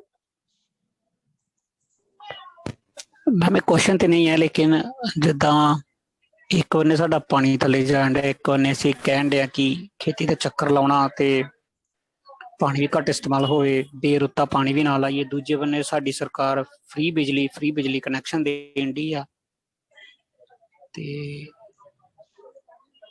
ਸਭ ਕੁਝ ਜਾ ਕੇ ਫਿਰ ਅਸੀਂ ਵੋਟਾਂ ਲਈ ਏਦਾਂ ਮੇਰੇ ਖਿਆਲ ਨਾਲ ਵੋਟ ਲਈ ਹੋਣ ਡਿਆ ਸਭ ਕੁਝ। ਤੇ ਇਹਦਾ ਹੱਲ ਇਹਦਾ ਗੇਤੇ ਵਿੱਚ ਤੁਹਾਡੇ ਰਾਹੀਂ ਮੈਨੂੰ ਲੱਗਦਾ ਗਵਰਨਮੈਂਟ ਹੀ ਸੁਪਰਸੀਡ ਕਰਦੀ ਆ, ਤੇ ਗੱਲ ਤੇ ਸਮੰਜਸ ਦੀ ਆ ਹਨਾ। ਹਾਂਜੀ ਪਰ ਇਹ ਹੈ ਨਾ ਕਿ ਆਪਾਂ ਤਾਂ ਤੁਹਾਨੂੰ ਅਵੇਅਰ ਹੀ ਕਰ ਸਕਦੇ ਹਾਂ ਜੀ, ਐਜ਼ ਆ ਅਸੀਂ ਟੀਚਰਸ ਜਿਹੜੇ ਆ ਜਾਂ ਸਾਇੰਟਿਸਟ, ਜੋ ਅਸੀਂ ਦੇਖ ਰਹੇ ਹਾਂ ਕਿ ਸਾਡੇ ਸਾਹਮਣੇ ਚੁਣੌਤੀਆਂ ਆ ਰਹੀਆਂ ਨੇ, ਤੇ ਜੇ ਆਪਾਂ ਸਾਰੇ ਜਣੇ ਜਾਗਰੂਕ ਹੋਵਾਂਗੇ ਤਾਂ ਫਿਰ ਮੈਨੂੰ ਲੱਗਦਾ ਕਿ ਅਸੀਂ ਉਹਨਾਂ ਨੂੰ ਵੀ ਜਾਗਰੂਕ ਕਰ ਸਕਦੇ ਹਾਂ ਜਿਨ੍ਹਾਂ ਨੂੰ ਨਹੀਂ ਪਤਾ। ਬਾਕੀ ਜਿਹੜੀਆਂ ਗਵਰਨਮੈਂਟ ਦੀਆਂ ਰਿਲੇਟਿਡ ਗੱਲਾਂ ਨੇ ਉਹ ਤਾਂ ਆਪਾਂ ਗਵਰਨਮੈਂਟ ਨਾਲ ਹੀ ਕਰ ਸਕਦੇ ਹਾਂ।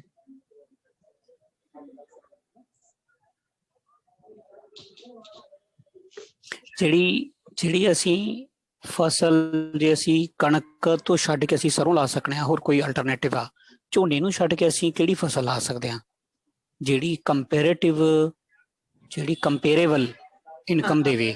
ਮੱਕੀ ਬੜੀ ਘੱਟ ਦਿੰਦੀ ਆ, ਮੱਕੀ ਨੂੰ ਛੱਡ ਕੇ ਸਾਡੇ ਇਲਾਕੇ ਵਿੱਚ, ਸਾਡੇ ਏਰੀਆ ਵਿੱਚ ਕਿਹੜੀ ਫਸਲ ਲਾਈ ਜਾ ਸਕਦੀ ਆ? ਨਹੀਂ ਝੋਨਾ ਚਲੋ ਠੀਕ ਹੈ, ਆਪਾਂ ਕਹਿੰਦੇ ਆ ਕਿ ਝੋਨੇ ਦਾ ਮਤਲਬ ਬਦਲ ਨਹੀਂ ਵੀ ਹੈ, ਜੇ ਆਪਾਂ ਕਰਨਾ ਚਾਹੁੰਦੇ ਤਾਂ ਉਹਦੀ ਆਪਾਂ ਜਿਹੜੀ ਜਿਸ ਤਰ੍ਹਾਂ ਬਿਜਾਈ ਤਾਂ ਆਪਾਂ ਉਸ ਹਿਸਾਬ ਨਾਲ ਕਰ ਸਕਦੇ ਹਾਂ ਨਾ ਕਿ ਜਿਹਦੇ ਨਾਲ ਆਪਾਂ ਨੂੰ ਨੁਕਸਾਨ ਨਾ ਹੋਏ। ਜਿਵੇਂ ਕਿ ਹੁਣ ਸਿੱਧੀ ਬਿਜਾਈ ਹੈ, ਉਹ ਜੇ ਮਤਲਬ ਬਹੁਤ ਹੀ ਸਕਸੈਸਫੁਲ ਫਾਰਮਰਸ ਨੇ ਜਿਹੜੇ ਸਾਡੇ ਕੋਲ ਇੱਥੇ ਆਉਂਦੇ ਆ ਕਈ, ਜਿਨ੍ਹਾਂ ਨੇ 25-25 ਕਿੱਲੇ ਵੀ ਜਿਹੜੇ ਆ ਸਿੱਧੀ ਬਿਜਾਈ ਨਾ ਕੀਤੇ ਹੈ। ਸੋ ਉਹ ਮਤਲਬ ਆਪਾਂ ਬਦਲ ਨੂੰ ਅਪਣਾ ਸਕਦੇ ਹਾਂ ਤਾਂ ਕਿ ਆਪਾਂ ਯੋਗਦਾਨ ਆਪਣਾ ਪਾ ਸਕੀਏ। ਬਾਕੀ ਸਬਜ਼ੀਆਂ ਲਾ ਸਕਦੇ ਆ ਆਪਾਂ ਉਸ ਟਾਈਮ ਦੇ ਵਿੱਚ, ਤੇ ਜਿਵੇਂ ਹੁਣ ਤੁਸੀਂ ਨਰਮਾ, ਜਿਹੜਾ ਨਰਮੇ ਵਾਲੀ ਬੈਲਟ ਆ ਉੱਥੇ ਨਰਮਾ ਵੀ ਲਾਇਆ ਜਾ ਸਕਦਾ ਹੈ। ਮੱਕੀ ਵੀ ਕਿਤੇ ਕਿਤੇ ਤਾਂ ਆਪਾਂ ਥੋੜਾ ਜਿਹਾ ਏਰੀਆ ਮੱਕੀ ਨੂੰ ਵੀ ਦੇ ਸਕਦੇ ਹਾਂ, ਤਾਂ ਕਿ ਝੋਨਾ ਓਨਾ ਹੀ ਲਾਓ ਜਿੰਨੀ ਆਪਾਂ ਨੂੰ ਲੋੜ ਹੈ। ਹੁਣ ਆਪਾਂ ਕਿਸੇ ਦਾ ਮਤਲਬ ਜਿਵੇਂ ਕਹਿ ਸਕਦੇ ਹਾਂ ਕਿ ਜਿਹੜੀ ਸਾਨੂੰ ਲੋੜ ਹੀ ਨਹੀਂ ਜਿਹੜੀ ਚੀਜ਼ ਦੀ, ਅਸੀਂ ਉਹ ਪ੍ਰੋਡਿਊਸ ਕਰ ਰਹੇ ਹਾਂ ਤੇ ਪਾਣੀ ਆਪਣਾ ਥੱਲੇ ਜਾ ਰਿਹਾ, ਤਾਂ ਨੁਕਸਾਨ ਫਿਰ ਆਫਟਰ ਆਲ ਸਾਡਾ ਹੀ ਹੋ ਰਿਹਾ ਨਾ। ਸੋ ਉਨੀ ਕੁ ਚੀਜ਼ ਜ਼ਰੂਰ ਲਾਓ। ਜੇ ਆਪਾਂ ਨੂੰ ਲੱਗਦਾ ਹੈ ਕਿ ਆਪਾਂ ਨਹੀਂ ਇਹਦਾ ਬਦਲ ਕਰ ਸਕਦੇ, ਕਿ ਨਹੀਂ ਸਾਨੂੰ ਝੋਨਾ ਇੰਨਾ ਕੁ ਚਾਹੀਦਾ ਹੈ, ਤਾਂ ਉਹ ਜ਼ਰੂਰ ਲਾਉਣਾ ਚਾਹੀਦਾ ਹੈ। ਪਰ ਉਹਦਾ ਜਿਹੜਾ ਆਪਣਾ ਮਤਲਬ ਬਿਜਾਈ ਦੇ ਢੰਗ ਹੈ ਉਹ ਆਪਾਂ ਉਹੋ ਜਿਹੇ ਅਪਣਾਈਏ ਤਾਂ ਕਿ ਆਪਣਾ ਨੁਕਸਾਨ ਘੱਟ ਹੋਵੇ। ਹਾਂਜੀ ਮੈਡਮ, ਤੁਸੀਂ ਬਹੁਤ ਸੋਹਣੀ ਜਾਣਕਾਰੀ ਸਾਡੇ ਟ੍ਰੇਨਰਸ ਨਾਲ ਸਾਂਝੀ ਕੀਤੀ ਹੈ ਜੀ। ਮੈਨੂੰ ਲੱਗਦਾ ਸਾਰੇ ਭਰਪੂਰ ਫਾਇਦਾ ਉਠਾਉਣਗੇ ਇਸ ਜਾਣਕਾਰੀ ਦਾ। ਤੁਹਾਡਾ ਬਹੁਤ ਬਹੁਤ ਧੰਨਵਾਦ ਜੀ। Thank you Kamal ma'am. Ma'am ਇੱਕ ਲਾਸਟ ਹਾਂਜੀ ਹੈਲੋ, ਤੁਹਾਡੀ ਆਵਾਜ਼ ਨਹੀਂ ਆ ਰਹੀ ਜੀ।